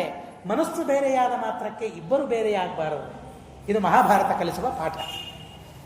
ಇವತ್ತು ಅನೇಕ ದಂಪತಿಗಳಲ್ಲಿ ಡೈವೋರ್ಸ್ ಆಗ್ತಾ ಇದೆಯಲ್ಲ, ಮಹಾಭಾರತದ ಈ ಒಂದು ಮಾತನ್ನು ಕೇಳಿಬಿಟ್ರೆ ಸಣ್ಣ ವೈಮನಸ್ಯ, ಸಣ್ಣ ದೂರ. ಆ ಸಣ್ಣ ದೂರದಿಂದಾಗಿ ನಾವೇ ದೂರವಾಗಬೇಕಾ? ಅಲ್ಲ, ಮೊದಲಿಗೆ ಹೇಗಿದ್ರವರು? ಎಷ್ಟು ಪ್ರೀತಿಯಿಂದ ಇದ್ರು, ಎಷ್ಟು ಅನ್ಯೋನ್ಯವಾಗಿದ್ರು. ಒಬ್ಬರನ್ನ ಬಿಟ್ಟು ಒಬ್ಬರಿರ್ತಾ ಇರಲಿಲ್ಲ. ಕೆಲವರ ಘಟನೆಗಳನ್ನು ನೋಡಿದರೆ ಬಹಳ ಆಶ್ಚರ್ಯವಾಗ್ತದೆ. ಅವರ ಹಿಂದಿನ ಜೀವನವನ್ನು ನೋಡಿದರೆ ಒಬ್ಬರನ್ನ ಬಿಟ್ಟು ಒಬ್ಬರಿರೋದಿಲ್ಲ. ಆದರೆ ಈಗ ಅತಿ ಸಣ್ಣದಾದ ಕಾರಣ, ಅತಿ ಸಣ್ಣದಾದ ದೂರ, ಅದು ಮಾನಸಿಕವಾದ ದೂರ. ಆ ಸಣ್ಣದಾದ ದೂರ ಬಹಳ ದೂರವನ್ನು ಬೆಳೆಸಿಬಿಡುತ್ತದೆ. ಬೇಡ ಅಂತ ಹೇಳ್ತದೆ ಮಹಾಭಾರತ. ವೈಮನಸ್ಸು ಇದೆ ಎಂದು ಮಾತ್ರಕ್ಕೆ ದೂರವಾಗಬೇಡಿ, ನಾಳೆ ಮತ್ತೆ ಒಂದಾಗುವ ಮನಸ್ಸು ಬರ್ತದೆ. ಅದಕ್ಕೆ ಕಾಯ್ತಾ ಕೂಡಿ. ಅದಕ್ಕಾಗಿ ಮನೆಯಲ್ಲಿ ಇರಿ, ಬೇಕಾದರೆ ಪೂರ್ವ ಪಶ್ಚಿಮ ಇರಿ, ಮನೆಯಲ್ಲೇನೆ, ಬೇಡ ಅಂತಂದಿಲ್ಲ. ಒಬ್ಬರ ಮುಖ ಪೂರ್ವ, ಮತ್ತೊಬ್ಬರ ಮುಖ ಪಶ್ಚಿಮ, ಹಾಗೆ ಆಗಲಿ. ಆದರೆ ಮನೆಯನ್ನೇ ಬಿಟ್ಟು ಹೋಗೋದು ಬೇಡ, ಒಬ್ಬರನ್ನ ಬಿಟ್ಟು ಹೋಗೋದು ಬೇಡ. ವೈಮನಸ್ಯ ಬಂದಿದೆ ಎಂದು ಮಾತ್ರಕ್ಕೆ. ನಾರದರು ಹೇಳ್ತಾರೆ, ನಾರದರು ಅಗ್ನಿ ಪ್ರವೇಶ ಮಾಡಿದ್ದಾರೆ ಅಂತ ಸಂವರ್ತರಿಗೆ ಹೇಳಿಬಿಡು ಅಂತ ಅಂತಾರೆ. ಆಯಿತು, ಹಾಗೆ ಆಗಲಿ ಅಂತ ಅಂದ್ಬಿಡ್ತಾರೆ. ಹೋಗ್ತಾರೆ, ಹೆಣ ಹಾಕ್ತಾರೆ, ಓಡಿ ಹೋಗ್ತಾನೆ, ಬೆನ್ನು ಹತ್ತಾರೆ. ಯಾರು ನಿನಗೆ ಹೇಳಿದರು ಅಂತ ಕೇಳ್ತಾರೆ. ನಾರದರು ಹೇಳಿದ್ರು, ಈಗೆಲ್ಲಿದ್ದಾರೆ? ಅಗ್ನಿ ಪ್ರವೇಶ ಮಾಡಿಬಿಟ್ಟಿದ್ದಾರೆ. ಭಾರೀ ಸಂತೋಷವಾಗ್ತದೆ ಅಂತ ಸಂವರ್ತರಿಗೆ. ಏನು ವಿಚಿತ್ರ ಸ್ವಭಾವ ನೋಡಿ. ಎಂಥೆಂಥ ವ್ಯಕ್ತಿಗಳ ಪರಿಚಯವನ್ನು ಮಹಾಭಾರತ ಮಾಡಿಸ್ತದೆ. ಬಹಳ ವಿಚಿತ್ರವಾದ ಪರಿಚಯವನ್ನು ಮಾಡಿಸ್ತದೆ. ಹಾಗೆ ಅವರು ಮತ್ತೆ ನಾರದರು ಅಗ್ನಿ ಪ್ರವೇಶ ಮಾಡಿದ್ದಾರೆ ಅಂತ ಹೇಳಿದಾಗ ಬಹಳ ಸಂತೋಷವಾಗ್ತದೆ. ಕೊನೆಗೆ ಅಲ್ಲಿ ನಾರದರು ಹೇಳ್ತಾರೆ, ಬರೀ ನೀನು ಅಷ್ಟು ಮಾಡಬೇಡ, ಅಲ್ಲಿಗೆ ಹೋಗಿ ರುದ್ರದೇವರ ಸ್ತೋತ್ರವನ್ನು ನೀನು ಮಾಡಬೇಕು ಅಂತ ಹೇಳ್ತಾರೆ. ರುದ್ರದೇವರ ಕ್ಷೇತ್ರ ಅದು, ಕಾಶಿ ಕ್ಷೇತ್ರ. ಯಾಕಿದ್ದಾರೆ ಗೊತ್ತಾ? ಅಲ್ಲಿ ಪರಮಾತ್ಮನ ಸನ್ನಿಧಾನ ಇದೆ ಅಂತೆ. ಲಕ್ಷ್ಮೀ ಸಂಹಿತ ಅಂತ ಒಂದು ಗ್ರಂಥ, ಅದಕ್ಕೆ ಆನಂದ ಕಾನನ ಮಾಹಾತ್ಮ್ಯ ಅಂತ ಮತ್ತೊಂದು ಹೆಸರಿದೆ. ಅದಕ್ಕೆ ಅದು ಇನ್ನೂ ಮುದ್ರಣವಾಗಿಲ್ಲ, ಅಪ್ರಕಟಿತವಾಗಿದೆ. ಅದನ್ನು ಶೋಧನೆ ಮಾಡೋದಕ್ಕಾಗಿ ಮಹಾಸ್ವಾಮಿಗಳು ನನಗೆ ಕೊಟ್ಟಿದ್ದಾರೆ. ಕಾಶಿ ಕ್ಷೇತ್ರದ ಮಹಿಮೆ ಅದು. ಎಷ್ಟು ಅದ್ಭುತವಾದ ಮಹಿಮೆ ಇದೆ ಅಂತ ಅಂದರೆ, ರುದ್ರದೇವರಲ್ಲಿ ಯಾಕೆ ಬಂದಿದ್ದಾರೆ, ಯಾಕೆ ಅಲ್ಲಿ ವಾಸ ಮಾಡಿದ್ದಾರೆ, ಅದಕ್ಕೆ ಮೂಲ ಕಾರಣವನ್ನು ಕೊಡ್ತಾರೆ. ಅಲ್ಲಿ ದೇವರ ಸನ್ನಿಧಾನ ಇದೆ ಅಂತ. ಆ ದೇವರ ಸೇವೆ ಮಾಡೋದಕ್ಕಾಗಿ ಬಂದಿದ್ದಾರಂತೆ. ಅಲ್ಲಿ ಯಾರಿಗೆ ಮರಣ ಆಗ್ತದಲ್ಲ, ಯಾರು ಯೋಗ್ಯರಿದ್ದಾರಲ್ಲ, ಅವರಿಗೆ ರಾಮಮಂತ್ರವನ್ನು ಉಪದೇಶ ಮಾಡೋದಕ್ಕಾಗಿ ಅಲ್ಲಿಗೆ ಬಂದಿದ್ದಾರಂತೆ ಅವರು. ಅಂಥ ಪರಮ ವೈಷ್ಣವರು ರುದ್ರದೇವರು. ಅಂಥ ಅದ್ಭುತವಾದ ವಿಚಾರಗಳು ಆ ಗ್ರಂಥದಲ್ಲಿ ಇದೆ. ಹೀಗಾಗಿ ನಾರದರು ಹೇಳ್ತಾರೆ, ಅಲ್ಲಿ ಮಹಾನುಭಾವರು, ವೈಷ್ಣವಾಗ್ರೇಸರರು, ರುದ್ರದೇವರ ಸನ್ನಿಧಾನ ಅಲ್ಲಿದೆ. ಹೀಗಾಗಿ ರುದ್ರದೇವರ ಅತಿ ವಿಶಿಷ್ಟವಾದ ಸ್ತೋತ್ರವನ್ನು ನೀನು ಮಾಡಬೇಕು. ಉಮಾ ಸಮಾಹ ಸಹಾಯೋ ಭಗವಾನ್ ಯತ್ರ ನಿತ್ಯಂ ಮಹೇಶ್ವರ. ಅಲ್ಲಿ ಪ್ರತಿನಿತ್ಯವೂ ಉಮಾ ಸಮೇತರಾಗಿ ರುದ್ರದೇವರು ವಾಸವಾಗಿದ್ದಾರೆ. ಅವರ ಸ್ತೋತ್ರವನ್ನು ಮಾಡಬೇಕು ಅಂತ ಹೇಳ್ತಾರೆ. ತತ್ರ ಗತ್ವಾ ಸಮನ್ವಾಸ್ಯ ಮಹಾಯೋಗೇಶ್ವರಂ ಶಿವಂ ಕುರು ಪ್ರಣಾಮಂ ರಾಜರ್ಷೆ ಭಕ್ತಿಯ ಪರಮಯಾಯುತಃ. ಏನು ಮಾಡಬೇಕು? ಕಾಶಿಗೆ ಹೋಗಿ ರುದ್ರದೇವರ ದರ್ಶನವನ್ನು ಮಾಡಿಕೊಂಡು ಭಕ್ತಿಯಿಂದ ರುದ್ರದೇವರಿಗೆ ನಮಸ್ಕಾರವನ್ನು ಮಾಡಬೇಕು. ಅವರ ಸ್ತೋತ್ರವನ್ನು ಮಾಡು ಅಂತ ಹೇಳಿ ಈ ಮಹಾಭಾರತದಲ್ಲಿ ಒಂದು ಅವರ ಸ್ತೋತ್ರವನ್ನು ಹೇಳ್ತಾರೆ. ಪರಮಾದ್ಭುತವಾದ ಸ್ತೋತ್ರ ಇದೆ. ಆ ಸ್ತೋತ್ರವನ್ನು ಅನ್ನಿಸಬೇಕು ಅಂತ ನಾನು ಸಂಕಲ್ಪವನ್ನು ಮಾಡಿಕೊಂಡಿದ್ದೇನೆ. ಅನ್ನಿಸಬೇಕು, ಅದನ್ನು ಕೇಳಿದರೆ ಸಾಕು. ಎಲ್ಲರೂ ಅನ್ನಬೇಕಾಗಿಲ್ಲ, ಎಲ್ಲರೂ ಪಠನೆ ಮಾಡಬೇಕಾದ ಕಾರಣ ಇಲ್ಲ. ಅದನ್ನು ನಾವು ಶ್ರವಣ ಮಾಡೋಣ. ಅಂಥ ಅದ್ಭುತವಾದ ಸ್ತೋತ್ರ. ಸುಮ್ಮನೆ ಒಂದು 3-4 ಶ್ಲೋಕಗಳನ್ನು ಮಾತ್ರ ಉದಾಹರಣೆಗೆ ನಾನು ಹೇಳ್ತೇನೆ. ರುದ್ರಾಯ ಶಿತಿಕಂಠಾಯ ಸ್ವರೂಪಾಯ ಸುವರ್ಚಸೆ ಕಪರ್ತಿನೇ ಕರಾಲಾಯ ಹರ್ಯಕ್ಷ್ಣೇ ವರದಾಯ ಚ ತ್ರ್ಯಕ್ಷ್ಣೇ ಪೂಷ್ಣೇ ದಂತ ಪೂಷ್ಣೋ ದಂತಭಿದೆ ವಾಮನಾಯ ಶಿವಾಯ ಚ ಯಾಮ್ಯಾಯ ಅವ್ಯಕ್ತರೂಪಾಯ ಸದ್ರತ್ತೆ ಶಂಕರಾಯ ಚ ಕ್ಷೇಮ್ಯಾಯ ಹರಿಕೇಶಾಯ ಸ್ಥಾನವೇ ಪುರುಷಾಯ ಚ ಹರಿನೇತ್ರಾಯ ಮುಂಡಾಯ ಕ್ರುದ್ಧಾಯೋತ್ತಾರಣಾಯ ಚ ಪ್ರಣಮ್ಯ ಪ್ರಾಂಜಲಿಶರವಂ ಪ್ರಯಾಮಿ ಶರಣಂ ಹರಂ. ಪ್ರಣತನಾಗಿ ವಿನೀತನಾಗಿ 2 ಕೈಗಳನ್ನು ಜೋಡಿಸಿ ರುದ್ರದೇವರಿಗೆ ಪ್ರಾರ್ಥನೆ ಮಾಡಬೇಕಂತೆ. ಹರಂ ಶರಣಂ ಪ್ರಯಾಮಿ, ಹರಂ ಶರಣಂ ಪ್ರಯಾಮಿ. ರುದ್ರದೇವರಿಗೆ ನಾನು ಶರಣಾಗಿದ್ದೇನೆ, ಅವರೇ ನಮ್ಮ ಸಂರಕ್ಷಕರು ಅಂತ ಹೇಳಿ ಆ ರುದ್ರದೇವರಿಗೆ ಶರಣಾಗಬೇಕಪ್ಪ. ಇಲ್ಲೇ ಹೋದರೆ ಯಜ್ಞ ಮಾಡಲಿಕ್ಕೆ ಆಗೋದಿಲ್ಲ. ಯಾಕೆ? ಯಜ್ಞದಲ್ಲಿ ಕೊನೆಗೆ ಎಲ್ಲ ವಸ್ತುಗಳನ್ನು ರುದ್ರದೇವರಿಗೆ ಸಮರ್ಪಣೆ ಮಾಡಬೇಕು. ಯಜ್ಞದಲ್ಲಿ ಉಳಿದ ವಸ್ತುಗಳೆಲ್ಲ ರುದ್ರದೇವರಿಗೆ ಸಂಬಂಧಪಟ್ಟದ್ದು. ಹೀಗಾಗಿ ಅವರಿಗೆ ನಾವು ಕೊಡಬೇಕಾದದ್ದು. ಹೀಗಾಗಿ ಆ ರುದ್ರದೇವರ ವಿಶೇಷವಾದ ಚಿಂತನೆಯನ್ನು, ಧ್ಯಾನವನ್ನು ಮಾಡಬೇಕು. ಭಕ್ತರಿಗೆ ಬಹಳ ಸುಲಭ. ದೂರ ಪಾತಿನ, ಯಾರು ದೂರ ದೂರ ಹೋಗ್ತಾರೆ ಅವರಿಗೆ ರುದ್ರದೇವರು ಸಿಗೋದಿಲ್ಲ, ದುರ್ಲಭರಾಗಿದ್ದಾರೆ. ಮಹಾತ್ಮನೇ ಕ್ಷಿತಿಪತೆ ತತ್ ಸುವರ್ಣ ಅವಾಪ್ಸ್ಯಸಿ. ಆ ರುದ್ರದೇವರ ಅನುಮತಿಯನ್ನು ಪಡಿ ಅಂತ ಹೇಳ್ತಾರೆ. ಯಾಕೆ? ಅದು ಯಜ್ಞದಲ್ಲಿ ಉಳಿದದ್ದಲ್ವಾ? ಮರುತ್ತ ಮಾಡಿದ ಯಜ್ಞದಲ್ಲಿ ಉಳಿದ ಸಂಪತ್ತು ಯಾರಿಗೆ ಸಂಬಂಧಪಟ್ಟದ್ದು? ರುದ್ರದೇವರಿಗೆ ತಾನೇ ಸಂಬಂಧಪಟ್ಟದ್ದು. ಅದನ್ನು ತೆಗೆದುಕೊಳ್ಳಬೇಕಾದ್ರೆ ಯಾರಿಗೆ ಕೇಳಬೇಕು? ರುದ್ರದೇವರಿಗೆ ಕೇಳಬೇಕಲ್ವಾ? ಅಲ್ಲಿದೆ, ರುದ್ರದೇವರು ಉಪಯೋಗಿಸ್ತಾ ಇಲ್ಲ. ಅವರು ಉಪಯೋಗಿಸ್ತಾ ಇಲ್ವಲ್ಲ, ನಾನ್ಯಾಕೆ ಒಯ್ಯಬಾರ್ದು? ಅಲ್ಲ, ಅದು ಕಳ್ಳತನವೇ. ಎಂಥ ಸೂಕ್ಷ್ಮವಾದ ಧರ್ಮಗಳಿವೆ ನೋಡಿ. ಒಂದು ಮನೆಗೆ ಹೋಗ್ತೇವೆ, ಏನೋ ವಸ್ತು ಇದೆ, ಅವರು ಉಪಯೋಗಿಸ್ತಾ ಇಲ್ಲ ಅಂತ ಅನ್ನೋದನ್ನು ನಾವು ಗುರುತಿಸಿ ಅವರಿಗೆ ಹೇಳದೆ ಕೇಳದೆ ನಾವು ಒಯ್ದು ಬಿಟ್ಟರೆ ಅದು ಒಂದು ಕಳ್ಳತನವೇ. ಎಲ್ಲೋ ರೋಡಲ್ಲಿ ಬಿದ್ದಿದೆ, ಯಾರೂ ಅದಕ್ಕೆ ಯಜಮಾನರಿಲ್ಲ, ಅದು ಯಾರಿಗೆ ಹೋಗ್ತದೋ ನಾನೇ ತಗೊಂಡ್ರೆ ಆಯ್ತಲ್ಲ. ಮನುಷ್ಯ ಎಷ್ಟು ಸುಲಭವಾಗಿ ತಪ್ಪು ಮಾಡಿಬಿಡ್ತಾನೆ ಅಂದರೆ, ಯಾರೋ ತೆಗೆದುಕೊಂಡು ಬಿಡ್ತಾರೆ, ನಾನು ತಗೊಂಡ್ರೆ ಆಯಿತು ಅಂತ ಬಿಡ್ತಾನೆ. ಇನ್ನೊಬ್ಬರು ಉಪಯೋಗಿಸ್ತಾ ಇಲ್ಲ, ಇನ್ನೊಬ್ಬರಿಗೆ ಉಪಯೋಗಕ್ಕೆ ಬರ್ತಾ ಇಲ್ಲ ಅಂದಮೇಲೆ ಅದು ಅವನೇನು ಮಾಡ್ತಾನೆ? ನಾನು ಒಯ್ಯಬಹುದಲ್ಲ. ಅಲ್ಲ, ಮಹಾಭಾರತ ಹೇಳ್ತದೆ ಅದು ರುದ್ರದೇವರ ಸಂಪತ್ತು. ಉಪಯೋಗಿಸ್ತಾ ಇಲ್ಲ, ಬೇಡ, ಆದರೂ ಅವರಿಗೆ ಕೇಳಿ ನೀನು ತರಬೇಕು. ಅವರಿಗೆ ವಿನೀತನಾಗಿ ನಮಸ್ಕಾರ ಮಾಡಿ, ಪ್ರಾರ್ಥನೆ ಮಾಡಿ, ಸ್ತೋತ್ರ ಮಾಡಿ, ಅವರ ಅನುಮತಿಯನ್ನು ಪಡೆದು ಆ ದ್ರವ್ಯವನ್ನು ತಂದು ನೀನು ಯಜ್ಞವನ್ನು ಮಾಡಬೇಕು ಅಂತ ಹೇಳಿರ್ತಾರೆ. ಹೀಗಾಗಿ ಅವರ ಸ್ತೋತ್ರವನ್ನು ಮಾಡಲೇಬೇಕು. ಮಹಾತ್ಮನೇ ಕ್ಷಿತಿಪತೆ ತತ್ ಸುವರ್ಣ ಮವಾಪ್ಸ್ಯಸಿ. ಅವರಿಗೆ ನಮಸ್ಕಾರ ಮಾಡಿದರೆ ಆ ಸುವರ್ಣ, ಆ ಸಂಪತ್ತು ನಿನಗೆ ಒಲಿದು ಬರ್ತದೆ. ಇಲ್ಲಿ ಹೋದರೆ ಒಲಿದು ಬರೋದಿಲ್ಲ. ನಮ್ಮ ಕೈಯಲ್ಲಿ ಸಿಗಬಹುದು, ಆದರೆ ಜೀರ್ಣವಾಗೋದಿಲ್ಲ, ಸರ್ವಥಾ ಜೀರ್ಣವಾಗೋದಿಲ್ಲ. ಅದರಿಂದ ಒಳ್ಳೆಯದಂತೂ ಸರ್ವಥಾ ಆಗೋದಿಲ್ಲ. ಇನ್ನೊಬ್ಬರ ಹಣದಿಂದ ನಾವು ತಿಂದರೆ ನಾಲಿಗೆಗೆ ರುಚಿಯಾಗಬಹುದೇ ಹೊರತು ಅದು ಮನುಷ್ಯನಿಗೆ ಹಿತವಾಗೋದಿಲ್ಲ. ಆದ್ದರಿಂದ ಬಹಳ ಎಚ್ಚರಿಕೆಯಿಂದ ಇರಬೇಕು ಅಂತ ಹೇಳ್ತಾರೆ. ಸುವರ್ಣಂ ಆಹರಿಷ್ಯಂತಹ ತತ್ರ ಗಚ್ಚತು ತೇನರಾಹ. ಈ ರೀತಿಯಾಗಿ ಹೇಳಿದ ಮೇಲೆ ವೇದವ್ಯಾಸ ದೇವರು ಹೇಳ್ತಾರೆ, ಇತ್ಯುಕ್ತಸ್ಸ ವಚಸ್ತಸ್ಯ ಚಕ್ರೇ ಕಾರಂಧಮತ್ಮಜಃ ಗಂಗಾಧರಂ ನಮಸ್ಕೃತ್ಯ ಲಬ್ಧವಾನ್ ಧನಮುತ್ತಮಂ. ಹೀಗೆ ವೇದವ್ಯಾಸ ದೇವರು ಹೇಳ್ತಾರೆ, ಆ ರುದ್ರದೇವರಿಗೆ ನಮಸ್ಕಾರ ಮಾಡಿ ಆ ಹಣವನ್ನು ಪಡೆದು ಕುಬೇರನಂತೆ ಅದನ್ನು ಪಡೆದು, ಹೇಗೆ ರುದ್ರದೇವರ ಅನುಗ್ರಹದಿಂದ, ರುದ್ರದೇವರ ಪ್ರಸಾದದಿಂದ, ತತಃ ಅತಿಮಾನುಷಂ ಸರ್ವಂ ಚಕ್ರೇ ಯಜ್ಞಸ್ಯ ಸಂವಿಧಂ. ಮನುಷ್ಯರು ಯಾರೂ ಆ ರೀತಿಯಾಗಿ ಯಜ್ಞ ಮಾಡಲಿಕ್ಕೆ ಸಾಧ್ಯವಿಲ್ಲ. ಯಾರು ಮಾಡಿದಂತೆ? ಮರುತ್ತರಾಜ ಯಜ್ಞ ಮಾಡಿದಂತೆ ಯಾವ ಮನುಷ್ಯರೂ ಮಾಡಲಿಕ್ಕೆ ಸಾಧ್ಯವಿಲ್ಲ. ಅತಿಮಾನುಷ ಯಾಗವನ್ನು ಆ ಮಹಾನುಭಾವರಾದ ರಾಜ ಮರುತ್ತ ಆ ಯಜ್ಞವನ್ನು ಮಾಡಿದ. ಬೃಹಸ್ಪತಿ ಅದನ್ನು ಕೇಳ್ತಾರೆ. ಬೃಹಸ್ಪತಿಸ್ತು ತಾಂ ಶ್ರುತ್ವ ಮರುತ್ತಸ್ಯ ಮಹೀಪತೆ ಸಮೃದ್ಧಿಮತಿ ದೇವೇಭ್ಯ ಸತ್ತಾಪಂ ಅಕರೋದ್ಭೃಶಂ ಸತ್ಯಪ್ಯಮಾನೋ ವೈವರ್ಣ್ಯಂ ಕೃಶತ್ವಂ ಚಾಗಮತ್ಪರಂ ಭವಿಷ್ಯತಿ ಮೇ ಶತ್ರು ಸಂವರ್ತೋ ವಸುಮಾನಿತಿ ತಂ ದತ್ವಾ ಭೃಶ ಸಂತಪ್ತಂ ದೇವರಾಜೋ ಬೃಹಸ್ಪತಿಂ ಅಭಿಗಮ್ಯ ಮರ ನಿರ್ವೃತ್ತ ಪ್ರೋವಾಚೇದಂ ವಚಸ್ತದ. ಹೀಗೆ ಆ ಮರುತ್ತ ಅಲ್ಲಿಂದ ಸಂಪತ್ತನ್ನು ಪಡೆದ ಅಂತನ್ನೋ ವಾರ್ತೆಯನ್ನು ಕೇಳಿ ಬೃಹಸ್ಪತಿಯ ಮನಸ್ಸಿನಲ್ಲಿ ಸ್ವಲ್ಪ ಅಸಮಾಧಾನ. ಯಾಕೆಂದರೆ ಈ ಎಲ್ಲ ಹಣ ಯಾರಿಗೆ ಹೋಗ್ತದೆ? ಸಂವರ್ತನಿಗೆ ಹೋಗ್ತದೆ, ನನ್ನ ತಮ್ಮನಿಗೆ ಹೋಗ್ತದೆ. ಇಂದ್ರನ ಹತ್ರ ಬಂದ, ಏನಾದರೂ ಮಾಡಬೇಕು, ಆ ಯಜ್ಞವನ್ನು ನಿಲ್ಲಿಸಬೇಕು. ಎಂತೆಂಥ ಪ್ರಯತ್ನಗಳನ್ನು ಮಾಡ್ತಾರೆ ನೋಡ್ರಿ. ನಮಗೇನೋ ನೋಡಿದರೆ ಇವರೇನು ದೈತ್ಯರೋ ಮನುಷ್ಯರೋ ಅಂತ ಅನ್ನಿಸ್ತದೆ. ಆದರೆ ದೇವತೆಗಳು ಪ್ರಾರಬ್ಧ ಹೇಗಿರ್ತದೆ, ಹೇಗೆ ತಪ್ಪುಗಳನ್ನು ಮಾಡ್ತಾರೆ. ಆದರೆ ತಪ್ಪು ಮಾಡಿದ್ದನ್ನಿಷ್ಟೇ ನಾವು ಗಮನಿಸ್ತೇವೆ. ಆ ತಪ್ಪಿನಿಂದ ಹೇಗೆ ಎದ್ದು ಬಂದರು ಅನ್ನೋದನ್ನು ಮಾತ್ರ ಗಮನಿಸೋದಿಲ್ಲ. ವೆಂಕಟೇಶ ಕಲ್ಯಾಣದಲ್ಲಿ ಮಾಧವನ ಕಥೆಯನ್ನು ಕೇಳ್ತೇವೆ. ಎಷ್ಟು ಪಾಪ ಮಾಡಿದ ಅಲ್ರಿ, ಅದರಲ್ಲಿ ಒಂದೂ ಪಾಪ ನಾವು ಮಾಡೋದಿಲ್ಲ ಅಂತ ಅನಿಸ್ತದೆ ಕೆಲವು ಸಲ ನೋಡಿದರೆ. ಹಾಗನ್ನಿಸ್ತದೆ ನಮಗೆ. ಹಾಗಾದರೆ ಅವನಿಗಿಂತಲೂ ನಾನೇ ದೊಡ್ಡವ ಅಂತ ಅನ್ನೋ ಭ್ರಮೆ, ಅಹಂಕಾರ ನಮಗೆ ಬಂದು ಹೋಗ್ಬಿಡ್ತದೆ. ಆದರೆ ಅವನ ಉತ್ತರ ಜೀವನವನ್ನು ನೋಡಿದಾಗ, ಆ ಪರ್ವತವನ್ನು ಮುಟ್ಟಿದ ಕೂಡಲೇ ಎಲ್ಲ ಪಾಪ ಕಳ್ಕೊಂಡಲ್ಲ, ಎಂಥ ಚಿಂತನೆ ಅವನಿಗಿತ್ತು, ಎಂಥ ಅನುಸಂಧಾನ ಅವನಿಗಿತ್ತು. ಪಾಪ ಮಾಡ್ತಾರೆ, ಕಳೆದುಕೊಳ್ಳೋ ಸಾಮರ್ಥ್ಯವೂ ಇರ್ತದೆ. ನಮ್ದೇನು ಗೊತ್ತಾ? ಪಾಪ ಮಾಡ್ತೇವೆ, ಕಳೆದುಕೊಳ್ಳಿಕ್ಕೆ ಮಾತ್ರ ಗೊತ್ತಿಲ್ಲ. ನಮ್ಮ ಪರಿಸ್ಥಿತಿ ಇದು. ಆದ್ದರಿಂದ ನಾವು ಪಾಪ ಮಾಡಲಿಕ್ಕೆ ಹೋಗಬಾರ್ದು. ನಾವು ಏನು ತಪ್ಪು ಮಾಡಿದ್ರೆ ಅವ್ರು ಮಾಡಿಲ್ಲೇನು, ಇವರು ಮಾಡಿಲ್ಲೇನು ಅಂತ ಇವರನ್ನು ತೋರಿಸ್ತೇವೆ. ಆದರೆ ಅವರು ಇವರು ಏನಿದ್ದಾರಲ್ಲ ಪರಿಹಾರ ಮಾಡ್ಕೊಳ್ತಾರೆ. ಮಾಡ್ಕೊಳ್ಳಿಕ್ಕೆ ಸಾಮರ್ಥ್ಯ ಇದೆ, ನಮಗಾಗೋದಿಲ್ಲ.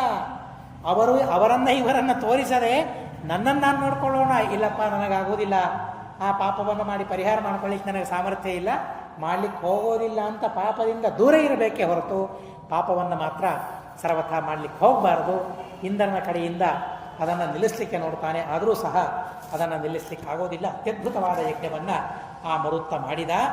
ಆ ಯಜ್ಞದಲ್ಲಿ ಉಳಿದ ಸಂಪತ್ತಿದೆ, ಆ ಸಂಪತ್ತನ್ನು ನೀನು ತಂದು ಅಶ್ವಮೇಧ ಯಾಗವನ್ನು ಮಾಡು. ಯಾಕೆ? ಪ್ರಾಯಶ್ಚಿತ್ತ.